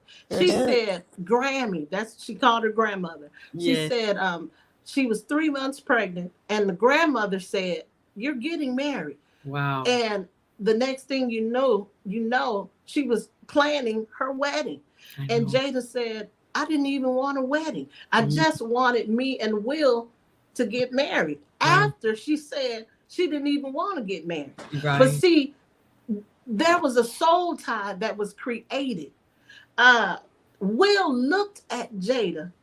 He saw her when he was still married to his first wife. He looked at this woman. He saw something he wanted. So from there, There was this a tie already. bond Now started he had a forming. whole wife. This is so Hmm. important, y'all. Soul Yes, ties do not have to just be physical. And again, maybe they had something way back in the day. We don't know. But yeah, it's something that, as you say, it's created in the mind first. Help us, God. yes. Easy piano, gospel piano lesson, dropping some gems. Thank you for being here. Untying a strong knot takes time, patience, and healing. Because anytime you untie old strong knots, there's damage to both sides of the tie. Wow, that's a word. That's a Yes. word. Thank you. He continues by saying, untying a knot takes experience from sometimes a third party. This is why we say you got to seek support, because sometimes you're in the middle of it. Your mom telling you this telling you that, and your friends or whoever your circle is not objective. So I agree with that. Knots, he adds, are used to secure something. This is true. So The questing is what you're secure. Your question is, what are you securing? Is what you're securing worth tying the knot? Oh wow, yeah, okay, Bernard. I That's a see in the hustle. back. Yeah. Ace Butterfly says the harmony at the harmony pill. That must have been very difficult. When Yep. you've invested years in a relationship, it's hard to end it. Now, Doug, want to throw in there, women file for divorce 80% of the time. That is a fact. That is a Yeah. fact. With this one, it happened to be a breakup before marriage, Yeah, we were which is not what I was married. encouraging. If it's not right, don't hit that aisle. That's what I'm saying. Correct. People like to just push you down the aisle like Will and Jada. Ace Mm-hmm. Butterfly said, I think what happens in the Black community too often is that Black women will spend time in a relationship, have a child, and then the relationship doesn't lead to marriage. Thank you for your opinion. A lot of people are shining a light on this, calling it accountability. But yes, it is a very real, reality in some circles. Doug says Jada with Tupac was the soul tie. That was the real soul tie. It wasn't with her husband. Great Mhm. observation. So it sounds like, yeah, Brown Gal Peace Lounge, and I'll bring you up just a second, Bernard. Says it sounds like it was rocky from the start. Agreed, says Ace Butterfly. But I was referring to the issue of investing time and years and energy in a relationship. The woman often has the difficulty of letting go. So even at that high rate of divorce, yeah, it can be a lot of people saying and stuff that they really should not be in. Yes. Thank God for grace. Thank God for grace, Yes. because we would get it wrong much more because we're just imperfect people. Attraction is a heck of a thing, y'all. Yes. Too many ties will lead to an entanglement who Yes. no one wants to entangle. Without further ado, let's bring a man up. Thank you, Bernard S. His show is Uncomfortable Truth, so we are Mhm. grateful you're here. How are you? How y'all doing? Good. How are you? Glad to see you, sir. Good. I'm glad to see Harmony Peel because I'm laughing. Harmony Peel, you're gonna laugh at this because I'm gonna tell you. And Suzette felt the same way. Good evening to you, sister, Dr. Patricia Shaw. Um, but Leah Attorney was giving it to y'all, and I was just I wasn't even in the chat, and I'm just sitting back there like, oh man. Which show you talking about? That show he did the other day? No, this was like a couple of months ago. I think it was right before the Harmony Peel started. But I saw her in the chat and boy, she was steaming. I was like, I hope he didn't run her away because I haven't been like up there in a her. while. Yeah, I know, and I was just saying from me to you, I like your spirit. So Okay. Oh. No, we take a lot of pushback here, Dr. Shaw, from many of our brethren. And I think some of it is healthy, some of it may not be. But we're open to, I guess, open discourse. I think that's the point of it. Say what you really feel. Yeah. And it's okay. Yeah. We may not agree or we may find it even distasteful at times. But, we're going to have the conversation. We don't always have to agree on everything. But what is your experience, Bernard S., with soul ties? Or have you, seen them, experienced them? Can you come a little closer to your mic? You're sounding a little bit low. Yes. But Can you hear me now? yeah, I can. I Okay. see Dr. Shaw leaning in, so I just wanted you to speak up Okay. just a little bit. All right. But Yeah, tell us so- what your thoughts are on the topic. So for some reason, I always say this to my wife. I'm like, who told y'all men don't hurt? So I guess it depends on the man, right? So I've had some, and it was, man, you almost feel like you was in a root. I ain't lying. So like, you have experienced soul ties. oh yeah, you like. Okay, what- we didn't what say just men don't happened? feel it. We don't say No, that. no. I didn't say that. No, I didn't say that. I'm just saying some women think that. But Okay. the thing is, y'all will never know. Mm. And we act out in different ways. It's not always sexually. It could be always on the edge. I'm sure Dr. Patricia Shaw, she's seen this. I know she has. So, probably in her practice and people that and some of you guys too, but you're not knowing. I'm sure she knows why, but you and Harmony Peel might not know. We just act out in different ways. You get in a new relationship. They're not really treating you like the last one, but they more defensive than a woman. Oh, I've been there before. Yes. Yes. They're more I've defensive. experienced that Oh, before. they're like, wait a minute. I'm like, well, I'm not Jim. I'm not Jim. I'm not Mike, right? So, Yes. and you're like, I'm not Sherry, right? So, Right. but for me, It was way before all this stuff was out. The therapy thing was out, and I think that's what was not there. Dr. Shaw, and you know what I'm saying, because I'm 48, so it's like that won't there. So it's just like you handled it the best way you could as a man, Right. and that was before the marriage, of course. And um, we don't talk. Women talk. Mm-hmm.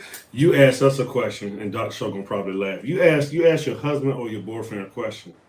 We would go in our cave, which is like 2-3 days later, come back and answer you, and y'all like, I asked you that 3 days ago. So So you yeah, you you take you time to look process. Yes. right. So what I try to do, and I don't know if Dr. Shaw said this because I caught the tail end of this, and I don't know if Harmony Peel said it.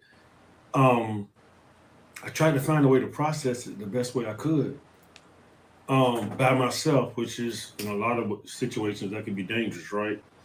And it's like I didn't know how to process it, so I would work a lot of hours, get my mind off of it, or if you did the oh my god, you shouldn't be shacking up thing, you still smelling the person, right? Mm. So, Yeah, or I hear somebody you. No, somebody walks by with the same cologne or perfume, you like, really? snap back. Snap Yeah, back. you Oh just like, my. so it's like I think it's very hard when first of all we don't admit it. And now that we're in this space, just like you young ladies did a great job the last 2 nights, and I've been watching y'all, and this is a space where we don't have time to just, we have to do, now that we know that, because I'm a certified life coach too, and it's like, now that we know, now there's doctors like my sister up here, there's no excuses. If you're gonna spend money on guys, some Jordans or something, go get a life coach. Go do something. I'm not saying if you don't want to go to the therapist, fine, but put the ego down. And I'm not understand. I'm not. And okay, let me explain it to you like this. Mm-hmm. When that went down in 2000, I was truck driving then. When that went down with the East Coast shooter, it came down to his wife getting rid of him Mm. Oh, you talking about yeah, with yeah, Malvo and them. Yeah. So Malvo. so Yeah, right. So I went all the way back, and I was like, "Well, dude, yeah, you were the one messing up, and now right. you want to take it out on the." See what I'm saying? But Yes, he was Mhm. the one messing up. But he had, I guess, he felt like he didn't have nobody to talk to. right, There goes that lost communication, and with right. me trying to deal with it, I I had some bad toxic thoughts. So hold on, let me get in your So business if I may. mhm, So when it came to, and this is pre-marriage, you're happily married, you doing your thing, you grown, and you've Mhm. healed. So we're gonna just allow, just a peek behind the curtain, if you don't mind, as to Mhm. what that behavior looked like when you were in a soul tie and you were trying to get out of it. What happened? Were you in college? Was it someone that you were infatuated beyond with? Was it something where you was being rebuffed, being rejected, but you couldn't, you dated other people, you tried to get it out of your system, you couldn't. Talk a little bit about how it formed for you, and then what the behavior and characteristics look like. um, I didn't try to go to anybody else. I'm just speaking from a man point of view because I'm kind of private in a sense. Okay. So truck driving helped out a lot. I just took long loads, be in the Okay. road. You know, Right. that was my therapy. And I guess the best way to put it was I didn't change my phone number, and you really couldn't block nobody back then. But it was like, Okay. Harmony Peel, Dr. Yes. Patricia's just like, I just don't need you calling, like, hey, you forgot something. Like, no, I don't. Yep. There's So, always that open door when they still got your number. Yes, Lord. right. Is that open door. And you just like, man, and so by the time I met my wife actually at a wedding because I used to do photography. They're I saying they did. can't hardly hear you. Favorite Network has put that in a couple times. I don't know if you can come closer to your mic, but it's hard to hear you. You're very low. Oh, I know why. Hold up. Okay, no problem. We doing work over here, y'all. Bernard S. in the building talking about soul ties with Dr. Patricia Shaw and the Harmony Pill. Y'all hit the like button, please, as you come in. We want to make sure you guys are, involved in the convo. If you have any questions, we've dropped the link. You can also come up while Bernard fixes his mic a little bit. I'm going to read a couple more comments. Again, hit the like button so that we can get everybody to see this. More likes, it helps us be seen by the algorithm, etc. If you want to show some love, here go to Cash App. We don't mind. We'll take Alpha. Thank you very much for those who've already supported, as well as there's a Patreon for exclusive content, exclusive deep dive conversations, as well as a little bit about me behind the scenes while I'm here out and about in Miami. But thank you to everybody watching. Hit the like button, please. Dr. Patricia, you want to give some comments? You can unmute yourself. I muted you for a quick second. Is that better? Ooh, a lot. I can hear you. Mic was not hooked up. That's hey, too much for that thing. Oh, nice. Dr. Shaw, what are some of your comments about? I don't know. I know you coach women, but have you seen men with soul ties and how they respond to it? Is it different? I have not coached the men, but I do know I did a radio interview at a hip hop station, and one of the co-hosts he shared his story about his soul tie, and I did share a little bit about that earlier when he said that he had married someone, and about 5 years went by, and he realized he still loved this woman that he had a child with. He ended up divorcing that lady, and then he married the lady he had the child with. Man, how can we identify that so we don't be the other one that he leaves? Exactly. Mm-hmm.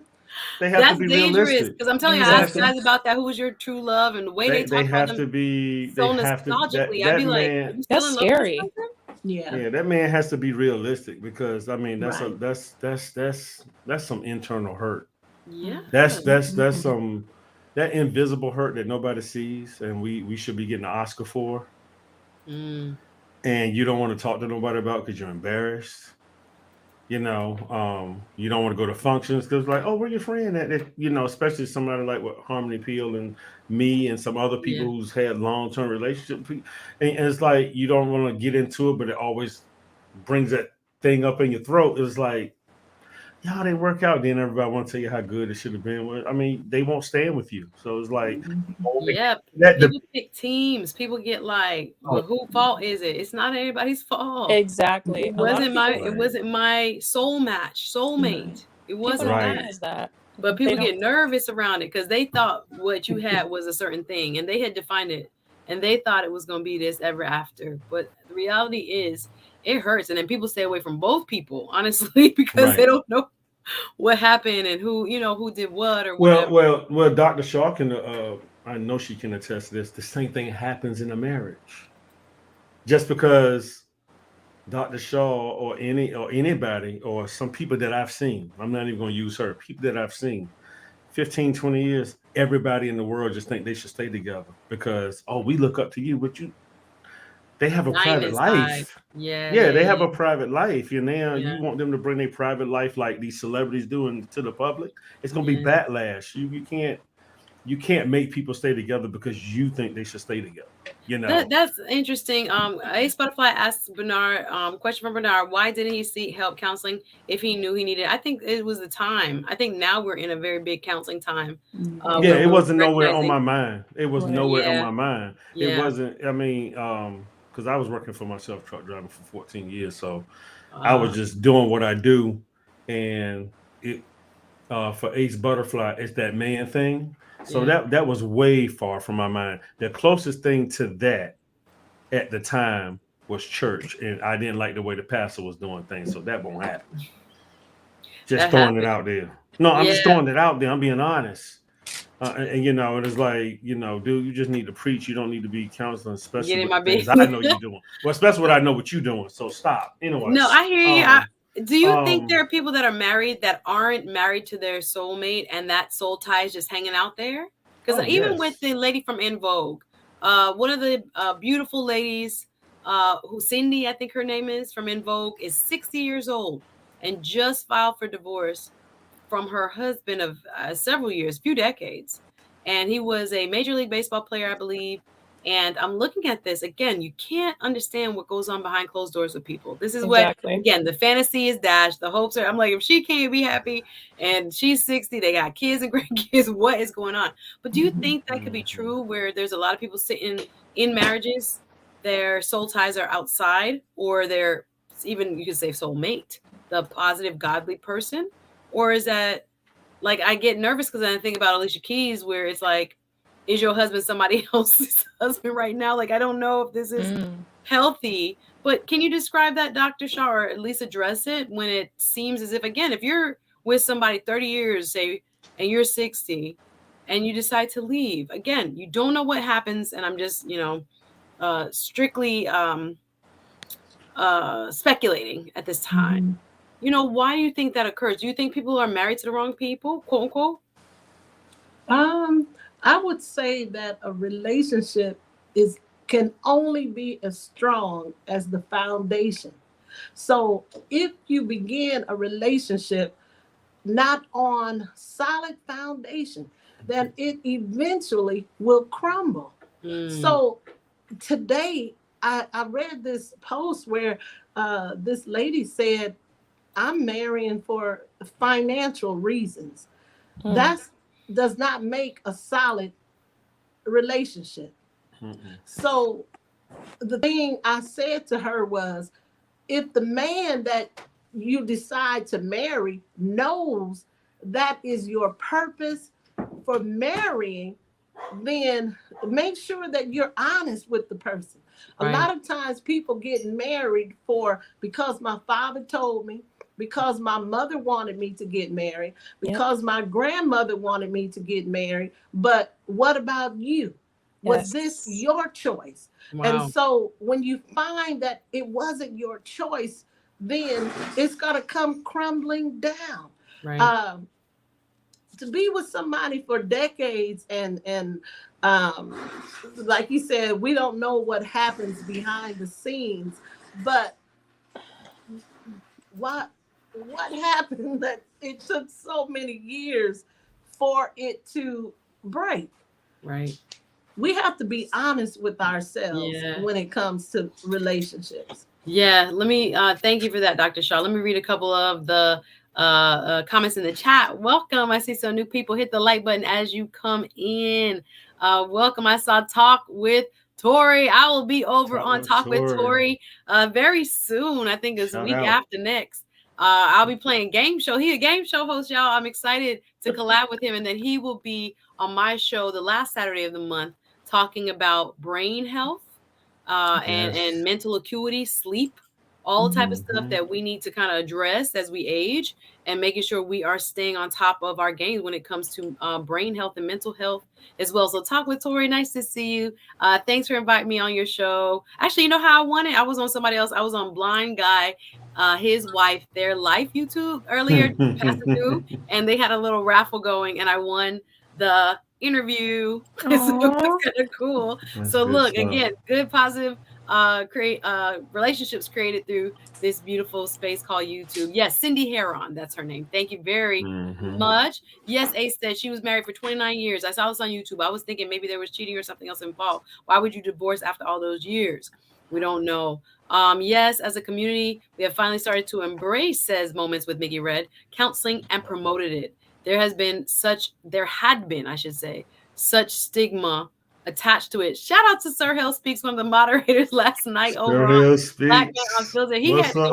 What's up, bro? We were out there last night. We were up till 2 and 3 in the morning on YouTube, y'all. Go check out this stream. I watched it on the way from work, and I just kept watching it. And when they got the chaos, I said, "Oh, I gotta pause." Yeah, chaos was wild. I said it's about to blow up. I said, "Let me just pause." What? Yo, I can't even go there. You see, I had like a laughing bug. I couldn't stop laughing. Yes. It was so late in the morning, early in the morning. I was like, "Oh my gosh, these people gonna think I'm crazy. I got to get off this stream before I say something crazy." We was up till 2 and 3 in the morning. Shout out to Sir Hill Speaks and the Black Man Unfiltered for doing a wonderful stream. That was actually really good stream. That was a very good stream. Real good. Miss Globe Girl says arranged marriages in other cultures sometimes last a lifetime, albeit they may not necessarily be happy. Very true. So there's some pushback. Like I said, some people are calling this infatuation. It's not. Some people are calling it, we. I want to say words I'm not gonna say. Uh-oh. I'm gonna keep it PG, not even PG-13. I'm just saying. It is Oh what Lord, it It's is. your this is platform, having go ahead. flashbacks of last night's conversation. Oh, that Bro, conversation was like, off what the are we doing chain. here? What are we entertaining here? I don't know what that was last night. Oh my gosh, it threw me off. I was like, is this for? I thought he was joking. I honestly thought he was joking. Oh, that's him. I've had him on That's my him show. for That's real. him. Okay, we That's had That a is him for real. I thought it was. He's controversial. He literally, Dr. Shaw had a background that looked like a moon landing, and I could Yeah. not get Yes. past the background. I was just like, "What is with Yeah. the background? Where are we in Yeah. outer space? Are we in the Matrix?" It was the funniest thing ever to Yeah, me. But y'all that's knew him. him. I Yeah. was like, "Where is this guy Yeah. coming from? What are we doing right now?" But Yeah. anyway, we are talking soul ties, a continuation of, I guess, various conversations throughout the YouTube space when it comes to relationships, finding somebody, finding the right person, and how to get rid of the wrong person, how to identify it first and foremost and get rid of. So we talked about facing the facts, Dr. Shaw. We talked about releasing, and you gave an example of what you could be doing to release. Are there other steps to breaking this? Should we block them on social media? Should we block them on their phone? Do you recommend that your clients do go through, a little bit more what should I say, serious means of creating distance, or what other ways are there that can help to kind of destroy or break that soul tie? Yes, I didn't finish all the letters as I walked the clients through. Okay. The second E is that I teach them how to embrace what happened so that they can move forward, and then destroy the conflict. The O is to open your heart so that you can receive love again, and then M, move on. As when it's fresh in the person's mind, I do advise them to have distance, because a lot of times we're vulnerable, we're weak, and any open door is an open door. My So goodness. if you're friends on social media and he can message you, I've blocked people. I had to. yes. Mhm. I don't want to see you looking at my stories. I don't want to see you on my Insta. I don't want to see you on my Facebook page. No, it gets that serious, because Yes. again, It it does. wasn't even physical. It It does. was more mental. I Yes. don't say that, like, I thought to myself those very same things. I'm like, is this re-injuring me every time I see him pop up on my timeline, or I see him looking at what I'm doing, or I see him, I'm like, I don't want to spend the mental energy to think about you, sir. You're done. Like, Right. you're done.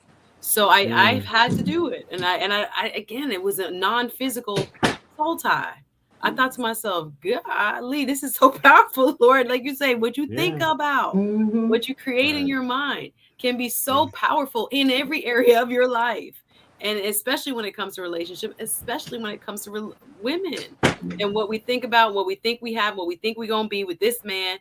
No, it wasn't no restraint. It was Facebook jail, girl. Wasn't no restraining order, thank God, because of distance, thankfully. But again, you can get into the cyber stalking and the cyber kind of like, people still moving around you even though they're not near you. Right. I think it can be very dangerous, because it does have that lingering effect where you trying to get over them and they're still kind of like, popping up. Good question. The favorite network asks, and any of you could answer, is blocking someone still holding energy in the relationship? No. In relation to that person, though, I don't think so. No, I don't it's think actually so. very helpful. You rid your I mind think of it's it, out helpful. of sight, out of mind. Yeah, sight, I out don't of want to mind. see I you, agree. bruh. Get off my timeline, bruh. That's how I feel. And I just try to move on. But I don't think it's like personal, like, resentment. It's not that. It's just, I don't want to have you in my mind's eye so I can clear it. No, I don't think it's a tie. I don't think it's a No. tie. I think it's actually pretty helpful. Let's see, Brown Gal Peace Lounge. I think the tie is able to last when we are too easily accessible That's to correct. the other I party. believe that. Who want to Bingo. comment on that? Yes. I will let Doc go first. Ladies first. No, go ahead. Well, I will say Well, that. go Oh, ahead. you want to go? I'm sorry. No, go ahead. No, Go ahead, ladies Darby Bill. first. Yeah, I'm sorry. I feel like I'm so soft spoken, like a mouse over here. No, yeah, respectfully. I agree with Suzette. Blocking is key, and a lot of times they don't even know. At least when it comes to like the phone number, I'm not on social media anymore, but the phone number is definitely getting blocked, and they don't know that unless they have to try to come through another way. But when you are consistently seeing the person has access to view what you're doing. They could pop up and kind of slither in at any given time, and it's just not healthy because when you're healing from something, you have to have that completely out of sight, out of mind, because if you're gonna allow it space to come back in, you're just reopening that wound. So that's all I wanted to say. Absolutely. And it's a vulnerability. You Yeah. know, you always have a weak spot to this person. So if you are thinking like, gosh, I just stopped, thinking about old boy, dreaming about old boy, creating a life in my head with old boy, I need to go ahead and create that distance. What are you going to add, Bernard? Well, this is quite interesting because me and my daughter are real tight, and so she had a situation with this young dude. I liked him and stuff, and then so she comes back. Salute to before the billions. So she comes back, and right in between of that of them breaking up. I mean, we so tight. She told me about the first time. That's our relationship. Yeah, but you Right? good You time know, with your daughter, yeah.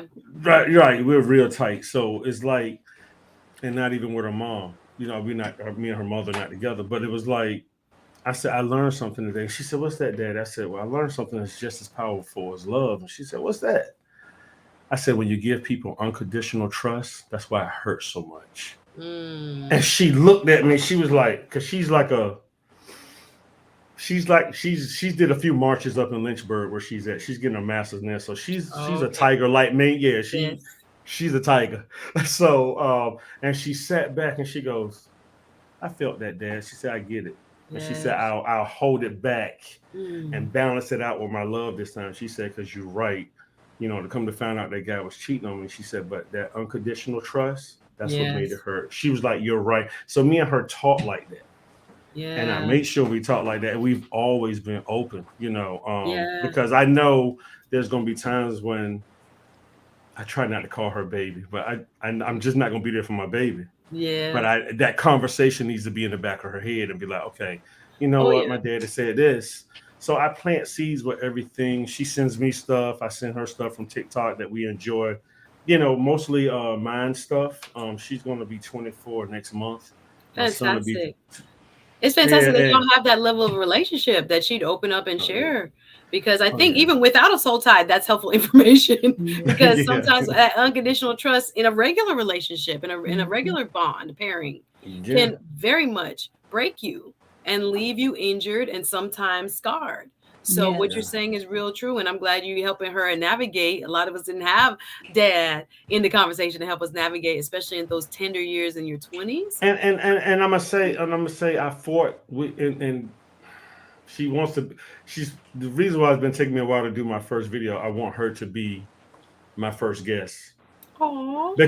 because she found out later I was always fighting for her when her mom was doing certain things, but I was the guy who never dogged her mom in front of her. That's Mm. grown folk stuff.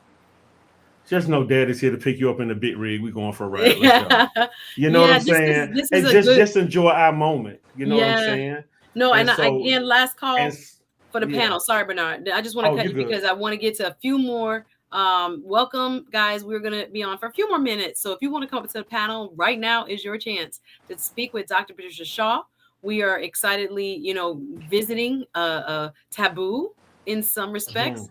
Conversation about soul ties, what they are, how they're formed, some of the characteristics, how we step by step. And thank you, RM, for putting in the chat all the steps that Dr. Shaw mentioned. And Mhm. again, you might need a little bit more than what we're offering here. So if you Yes. have this symptoms, if you have these symptoms, it's something Yeah. that you might want to get, like we're saying here, a third party involved to help you to heal, so you're not moving kind of in that same, heavy space of my heart is attached to this person. Beyond that, my feelings, my emotion, my deep spiritual attachment is with this person that don't want me or is definitely not my soul match. How do I get away from this? And this is real. This happens to the best of us. I'm curious as to what you say to this question, Dr. Shaw.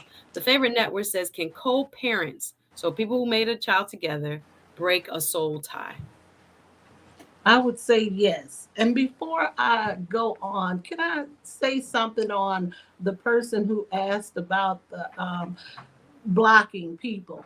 Yes, of course. The reason I advise my clients to distance themselves from the person that they have the soul ties with is because healing is personal and it's intentional. So it's personal to me that I block you. I want to heal my soul. So what happens when your soul is not healed? You begin bleeding on people who didn't cut you. So that's why it's important that you do what is necessary for you when it comes to your healing, because it's personal and it's intentional. Yes, I'm blocking you intentionally. Yes, I'm changing my phone number intentionally.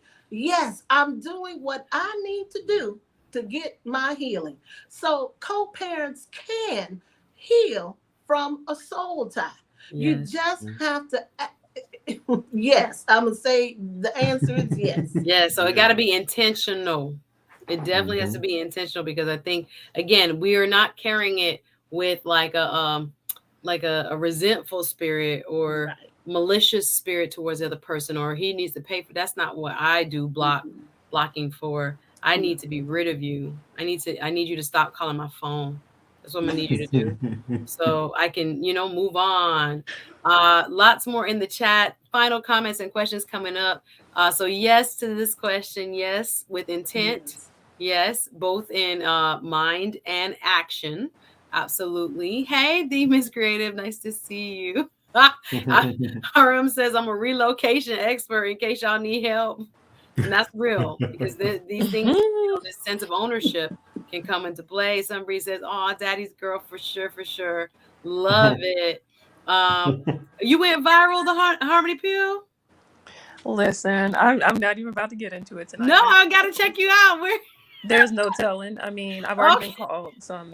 I don't know. Yes, the broken trust is a big piece, guys. All that trust that we were just talking about, putting in other people, allowing them into our safe space, them using it, them abusing it. How do we prevent, Doc, this is a little off. How do we prevent ourselves when people have used us and abused us? This came up in last night's conversation, and Ace Butterfly says, Dr. Shah is a great teacher. Thank you. I agree. Last call for the panel again. We're going to have final comments soon. But a lot of people, when they're hurt by women or when they're hurt by men, they tend to want to get in this dating game and go berserk and, run through. We call it use and abuse. We call it, just serial dating is the PC way of saying it. How do we prevent ourselves from becoming those, I guess, I know hurt people hurt, and I know people with injuries cut. But this has been a discussion point in a lot of circles where we have heard this phenomenon, and some people are embracing it. Oh no, I being a nice person never helped me. I had to go this way. Women like this type of man, etc., etc. What can we do to prevent that, or what is the better or more healthy, I guess, or even more godly way of approaching the situation where someone hurts you, someone misuses your trust, someone abuses you, and your default in the past has been, let me go, eye of the tiger on every woman I'll be going forward, or every man, I'm about to get that bag and, pump and dump, or whatever these people are calling it now. How do you prevent this? What can you say to people who are trying to use that as their means of coping? So if you think about where am I getting the gospel music from? Bernard, is that you? Let me put you on mute. Yeah, I think it was in your background. Go ahead for some reason. But go ahead. Sorry, Doc. Sorry to That's interrupt. Go okay. ahead. You said it earlier that we are each someone's child. And Mm. if you think about this, what I'm about to say, we will consider our actions. So I told one of my clients, if you cannot pray for your ex, you are not ready for your next. It's just that simple. If you cannot pray for your ex, you are not ready for Mm. your next. Mm, mm, mm, So mm. when So I you mean can, for a genuine forgiveness prayer, a genuine yes, want the best for hmm, them, a genuine I don't want you in my life, but I don't hate you, and I right, want God to bless you and enlighten you and heal you type prayer. yes. I Okay. can see this person. We can be in the same room. I No can love sit at the lost, same so to table speak. with Yeah. them. Yeah. All of that. I don't have Mm, to interact. I can mm, be in the same room and they nothing overtakes me. Their presence does not overtake me. So when I'm able to be in the same room with them, sit at the same table, I can genuinely say I'm healed. amen.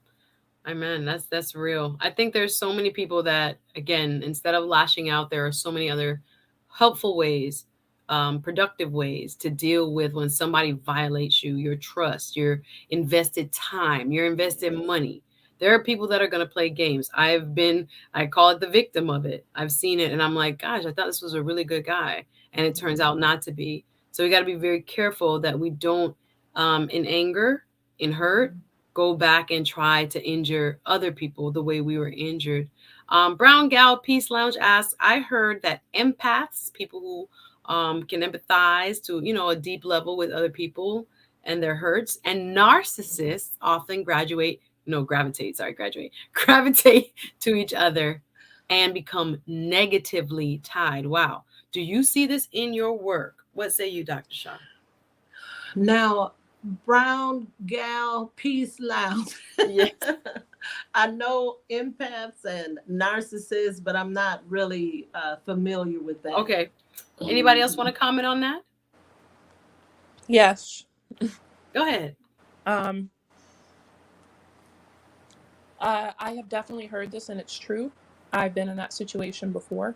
Um, I typically don't like to use the word narcissist as much because I feel like it does get thrown around sometimes, but I understand Brown Gal's point. Yes. I've seen it in personal experience before. I'm an empath. A lot of times that has been taken advantage of. I'm already really soft spoken, and then on top of that, I just go above and beyond in my relationships.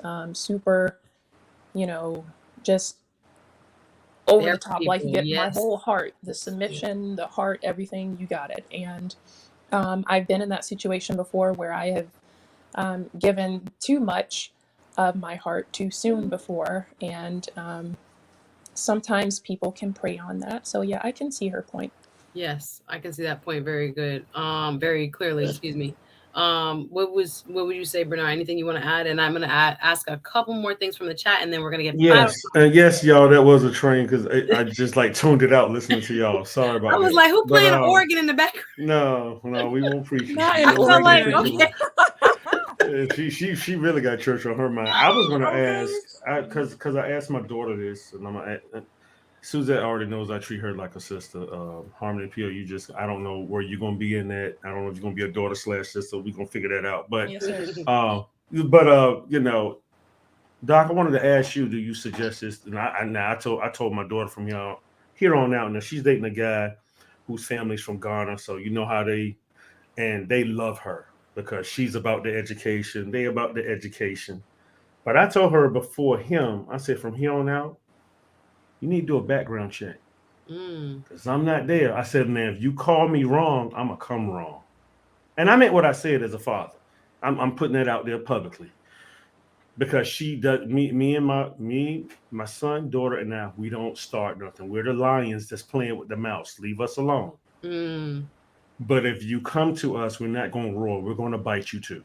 right, right, So right. I told her as a young lady, and I have some other young ladies that I've adopted as my daughters through the years. I grew up with their mothers, and Mhm. I tell them the same thing. I said, you need to do a background check.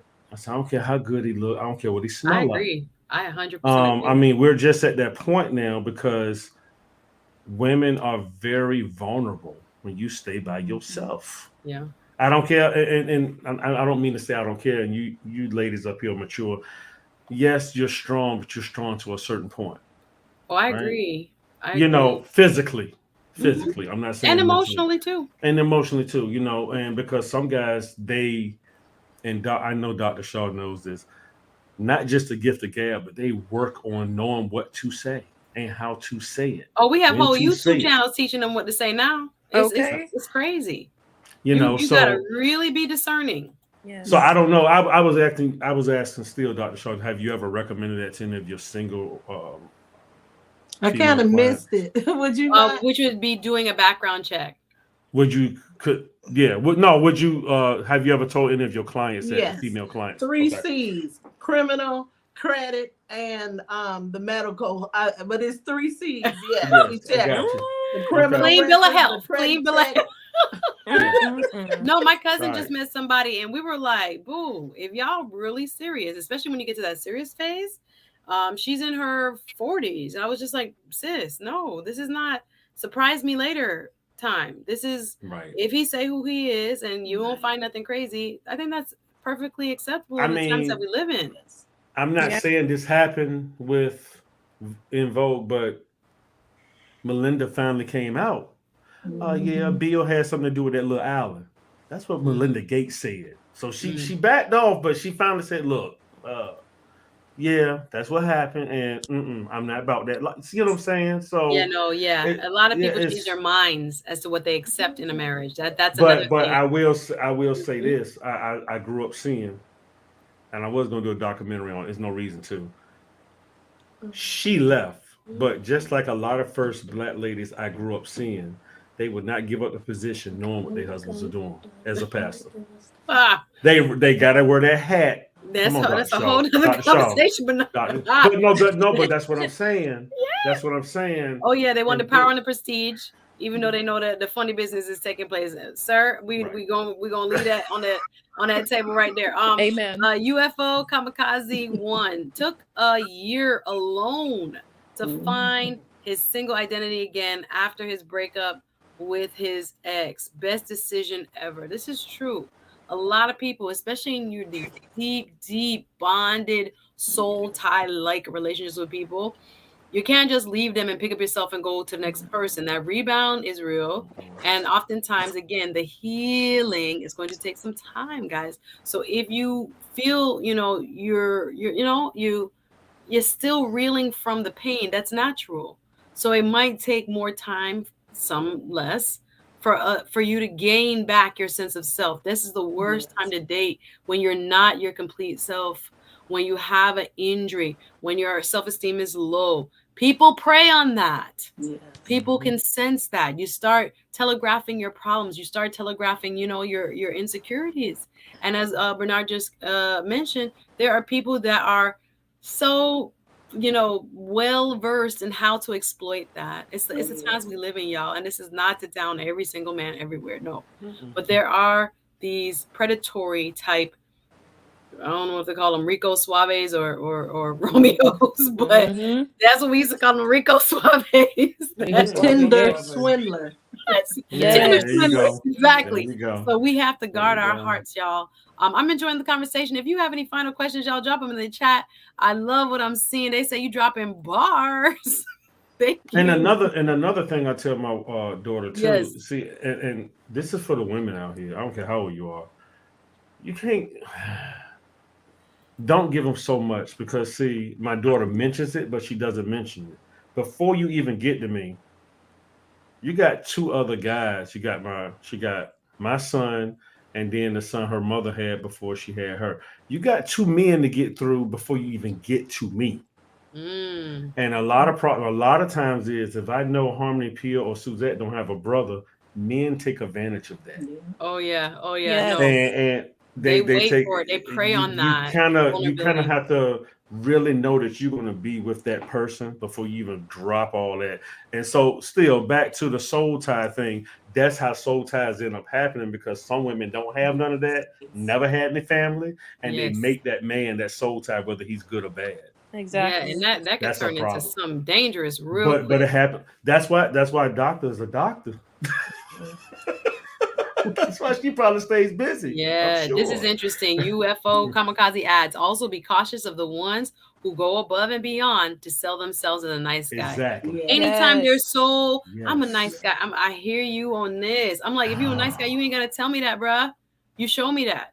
It'd be Right. so Yeah. obvious to me now. Now, of course, younger women or just people at any age with less experience may not Mhm. know this. Right. And they're thinking, oh, they're almost feeding you the narrative. It's almost like a PR Mm, scheme. It's a They're Mhm. feeding you script. the Yeah. narrative of what to say about them, right? Telegraphing this story so that you are picking up, hopefully, in their eyes, this kind of deception. This is very true. I, I I'm gonna have be, a I yeah, have a go ahead. Surreal Speaks question. Sure. So to the panel and people in the chat, Okay. big shout out to Surreal Speaks. He's got me doing this stuff. Is it just me when you get out of feel like you was under a spell? Yes, My, most definitely. People don't I'm just understand I'm that. just trying to make that's sure what it I wasn't call me. it, Yeah. obia. That's what they was talking about, that I'm magic. Yeah. It just almost feel like a magical, Yeah. otherworldly. it's like because you and Doctor I don't know if anybody ever explained this to you, but it's almost for me it was almost like you felt like you was under a spell and you have bits and pieces going in and out of what happened. Like I don't even really It's Hmm. post-traumatic it's like lost stress. You time. looking back, Yeah, you're it's like like, lost And it's like, was time. how I'm that did I like, get me? here? what happened? Where am I?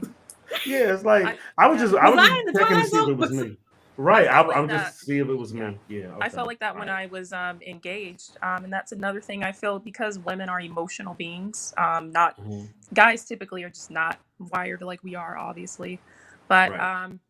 women fall into that trap a lot. Like I said earlier, I don't know if you were here when I first joined the panel, Bernard, but I was engaged to my soul tie. We were together a very Mm. long time. We met in college and we started out as friends and we just rode the wave. And after a while, yeah, it feels like, well, this just makes sense. I've been with you a Right. long time. This is the next step. Our families know each other. It's like a spell. But Mm. I would encourage ladies, though. There's a lot of pressure right now, especially because we're all on YouTube. I want to say this, and you know this, Suzette, too. You're really large on YouTube right now. Not that That large, but thank you, you know, sis. Well, you okay, know, but thank you. but like really well known, and there's a lot of relationship talk on YouTube right now. Like that's the hot topic, and there's a lot of slack that women get when we have the courage and the strength to leave something that we know is not right. I've had people tell me, like complete strangers on YouTube, to tell me, you know what, you don't sound like a traditional woman because you left a relationship. It's like, have you guys ever actually been in a long-term relationship? Oh. Do you understand how serious it is? There are people Yeah. that get married and then 2 and 3 years later, oh, I just fell out of love, it wasn't right. I would much rather, encourage people. If you know something deep down is not right, no matter how long you've been together, you don't have that complete peace, you have to leave. I would rather Yeah. leave a guy and do him and I the favor.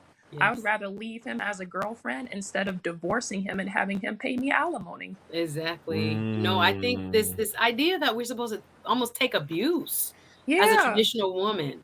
I was watching a piece of The View I caught. And this actually, I think I want to do a show on this lady. She has a book out. It was a part of, I think it was a Hasidic Jewish community. Those people that are Mhm. dressed in black and they have the long, hats and hair kind of Mhm. to the side, and Mhm. they're very, very traditional. She was even saying in the sect that she was in, the women weren't even allowed to go to temple or church, only the men, so that the women wouldn't be confused by the message. Only the Godhead, the man, could get a message from God. And he was then to give it to you and that kind of thing. And some of the lifestyle, I think it might be a Netflix show. I was like, I might need to do a reaction to this because she I think talked it's about the her. Amish one. Yeah, Yeah. like there's an Amish one, but this one I think she went on to be Is a it?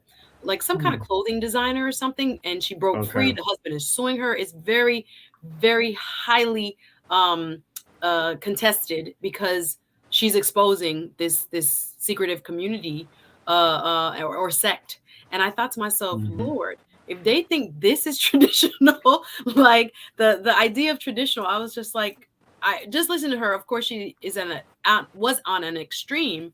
I think about like I can be traditional in my head and still work. Mm-hmm.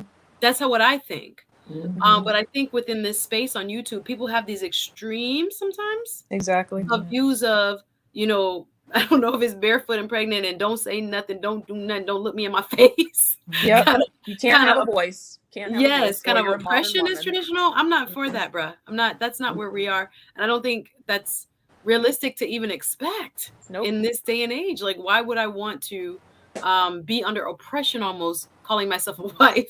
I think we've lived that. That was, you know, not even that long, a few hundred years, not even ago, depending on parts of the country, still going on now. So Mm-hmm. Yeah. it's just very interesting. I feel you, Harmony Pill, because there is pressure. People gonna ask, what's wrong with y'all? What's up? No, Right. You're no. not submissive. It's like, no, bro, I'm Yeah, gonna leave no. something that's not right for me. I have a voice. Like, You're come not on gonna now. have me under oppression talking about I'm traditional. What? Like I think it's so it's not realistic and it's downright it's wrong. So yeah, I think yes, some breeds always vibrate higher. They own the very, very Old Testament. You are him. They are. That's what it sound Yeah. like. They are. Ace Butterfly adds many of the men online say they want a traditional wife, but they are requiring her to go 50-50 on top of that. Hello. Hello. So yeah, I think Now this is not even pushback. I think what the problem is with that. I'm a me and Harmony Pure and Mandrill are gonna probably be the most controversial people, but I don't care. Right. Um, but most of the guys that are saying that, first of all, they're the ones who never got the girl. Number two, if Mhm. they're saying 50-50, they fall in that majority who's probably only making 42,000 a year too. Or okay, which is let's just again majority of right, which is men fine. who don't Majority of make six men, figures. Yeah. exactly. Mhm. So and so to humble everybody and to humble, I was truck driving. I was getting it when I went on the first date. My wife pulled up to her house. I'm like, well, who stay here with you? She's like, nobody. Good for you for not being But intimidated. I won't intimidate it because I know who I am, and it's like, Amen. and I was like, so I was like, you built this house from the ground up? She's like, yeah, huh? And you didn't turn Okay, around and cut. You just no, I was just like, all right, I said, you just make it work, right? So what I'm saying is those type of guys right there is a waste of you guys' time. It's just it's crazy because for them to not even know you and just judge you, oh, what's wrong with you? I'm like, bro, you Yes. haven't even yeah. talked to her. You don't Yeah, even know You no. have me. You don't know me. Exactly. You're a stranger. Thanks, strangers. You're not Um, submissive. It's like, yeah, what? That it's has people no. projecting, it's people who never been in relationships. Clearly. It's people who have other injuries, perhaps. People don't like to say what hurt you, who hurt you. I don't even like to, you know, throw that out there, but there are experiences that taint an individual as to what they're seeing and now projecting on you. So I mean, that happens in the real world. So I'm sure it's gonna happen here on YouTube. I was almost there with him. Ooh, Ah, UFO ooh, Kamikaze said had to have my ooh. ex arrested for Mm, domestic criminal mm, trespass restraining order and 6 months no contact. That sounds so tie-ish and even beyond. mm, Yeah, that's a Doug lot. talking about mm. fix me a sandwich and some. No. Doug, no, Doug, here we sir. go. Uh-oh. Here we go, No. RM Doug. says, I Here we remember go. hearing when I was young about a sheet and an opening on the wedding night. What that mean? I remember I hearing when I don't was know. young about a I don't sheet, know. like a I don't know. veil tearing. I don't know. Sorry. I don't I'm know. looking. That's back in Well, Babylon. maybe I need to get back in my scripture. Anyway, love y'all. I'm gonna give everybody last comments. I've enjoyed the conversation. I hope not the whip. Y'all better calm down. You know, yeah, this is my main thing from last night. I was so tired. I didn't even finish my last statement. I'm so mad at myself. Last night I was so like in a different place. I was falling asleep. But yeah, Ace, fantastic. The Miss Creative. Our can't find a wife while actively looking for just a date. Something. Well, I didn't put this, but yeah, something is off. Serial dating, but I want a wife. No, you don't. Actually, you Mm-mm, don't. And you're mm-mm. creating injury for the people you're dating, and you're creating injury for yourself. So again, soul tie being a possibility on top of that. So we're here, we're doing this recreational stuff. but not really thinking about consequences such for both the, the person who is going out there and the person who's a recipient, trying to actually find somebody real.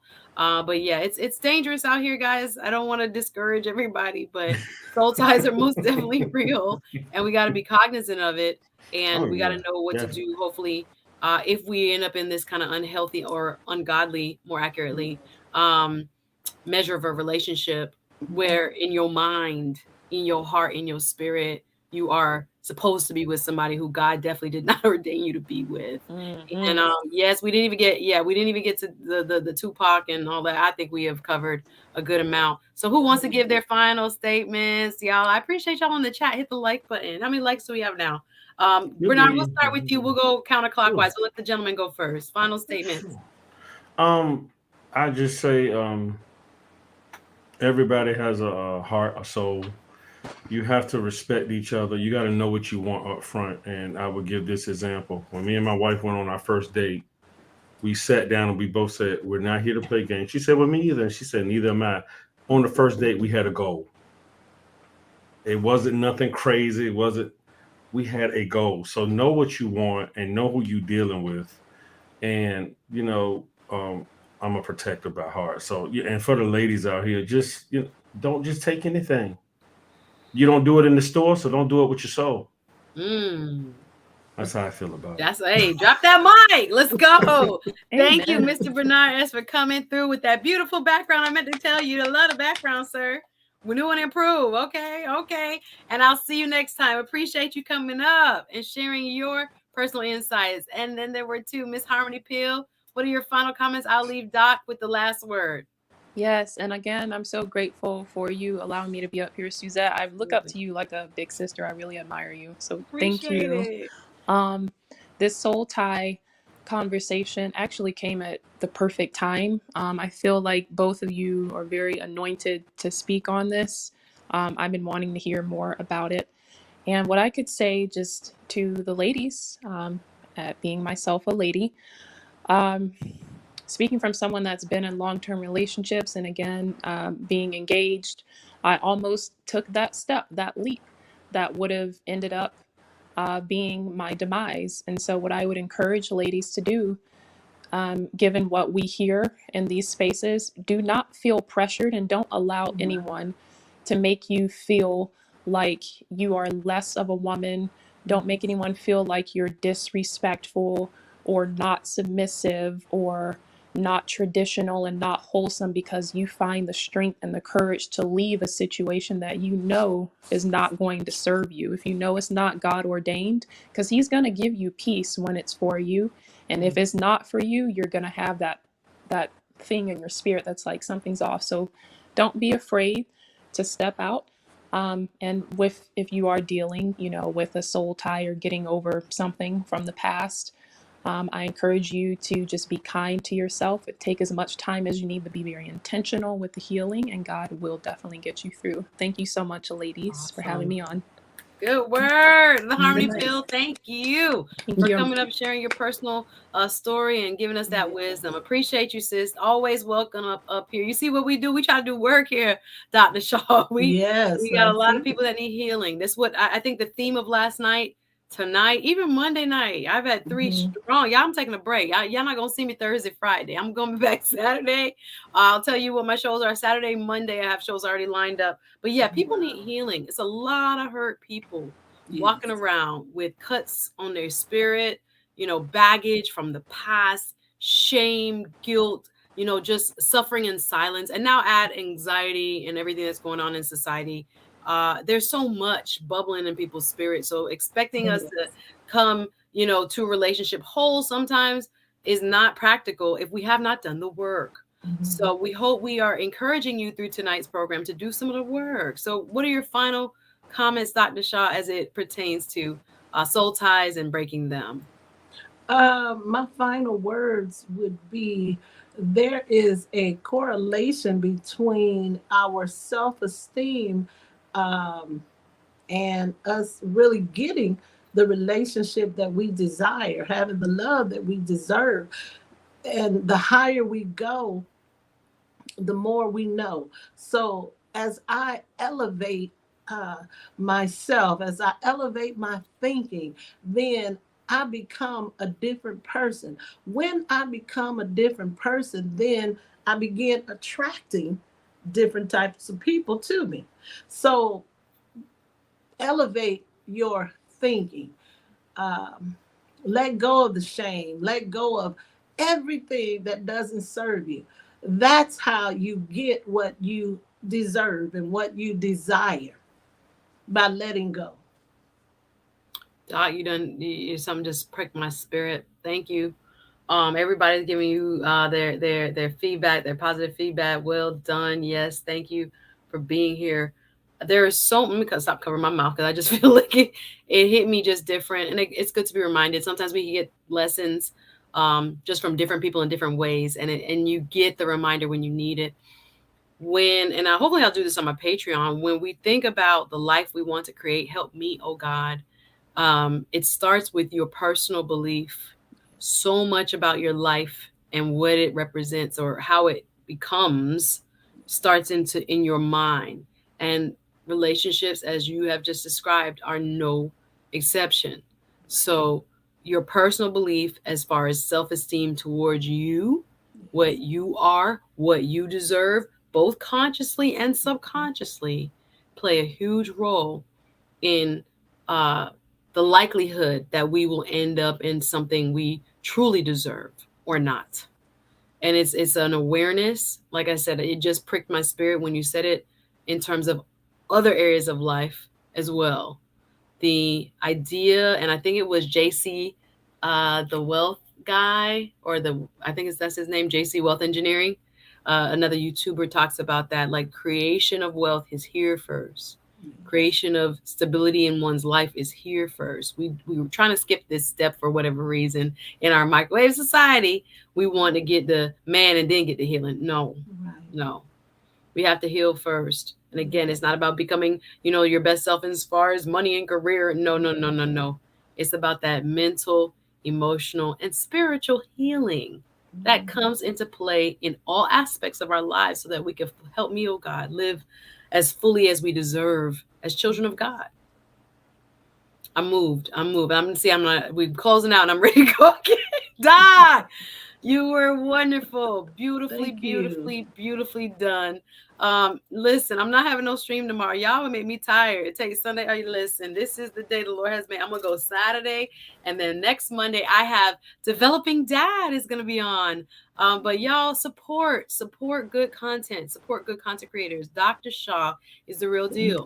So you'll see her on YouTube. She has a book. I put everything in the description. So I hope you will go follow her, support her, join her groups.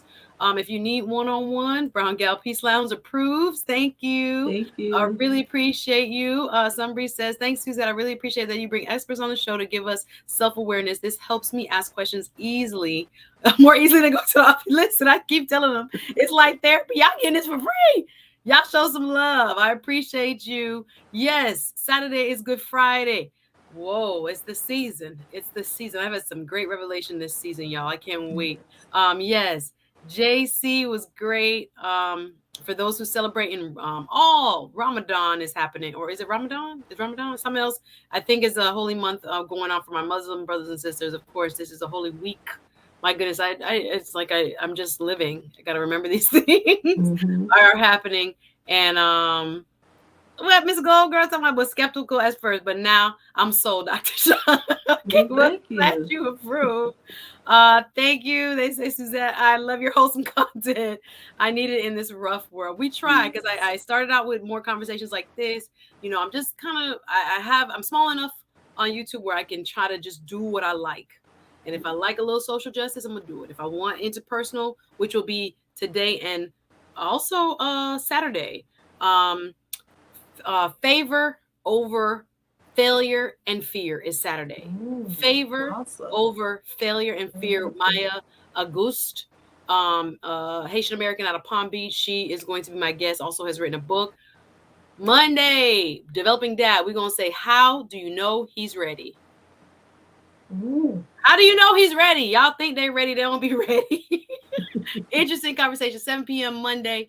My guest coming up, like, when you're in a flow, that's how I feel right now. Sometimes it's so hard to find guests or they cancel and whatnot. Right now, I'm in a beautiful flow, finding wonderful people like yourself coming into the Thank you. space to help us do the work. Well, anyway, thank you, Dr. Shaw. It's been You're real. welcome. It's been a lovely conversation. You're welcome back Yes. anytime. You're not too busy. Come visit. And again, y'all, check her information out. Support her page. Subscribe now. And find her on Insta as well as on Linktree, so you can see if there's anything that she can be of service to you with. All right. Thank you, sis. All Appreciate right. you. Thank you. Down. Good talking to you. Such a pleasure. Y'all, I hope y'all enjoyed it as much as me. Felt really good to my spirit to see. Thank you, sis. Hopefully light bulbs go off and people get healed. So last but not least, hit the like button before you go. Let me say goodbye to her. Cash App, show some love, support the content. If you like the content, support the content. And we appreciate you. Patreon is open now. And I'm just grateful. I'm grateful for good, solid, deep dive, enlightening conversation. Y'all with me? All right. It's been real. Have a great night. See you soon. Take care, everybody. Thanks for watching.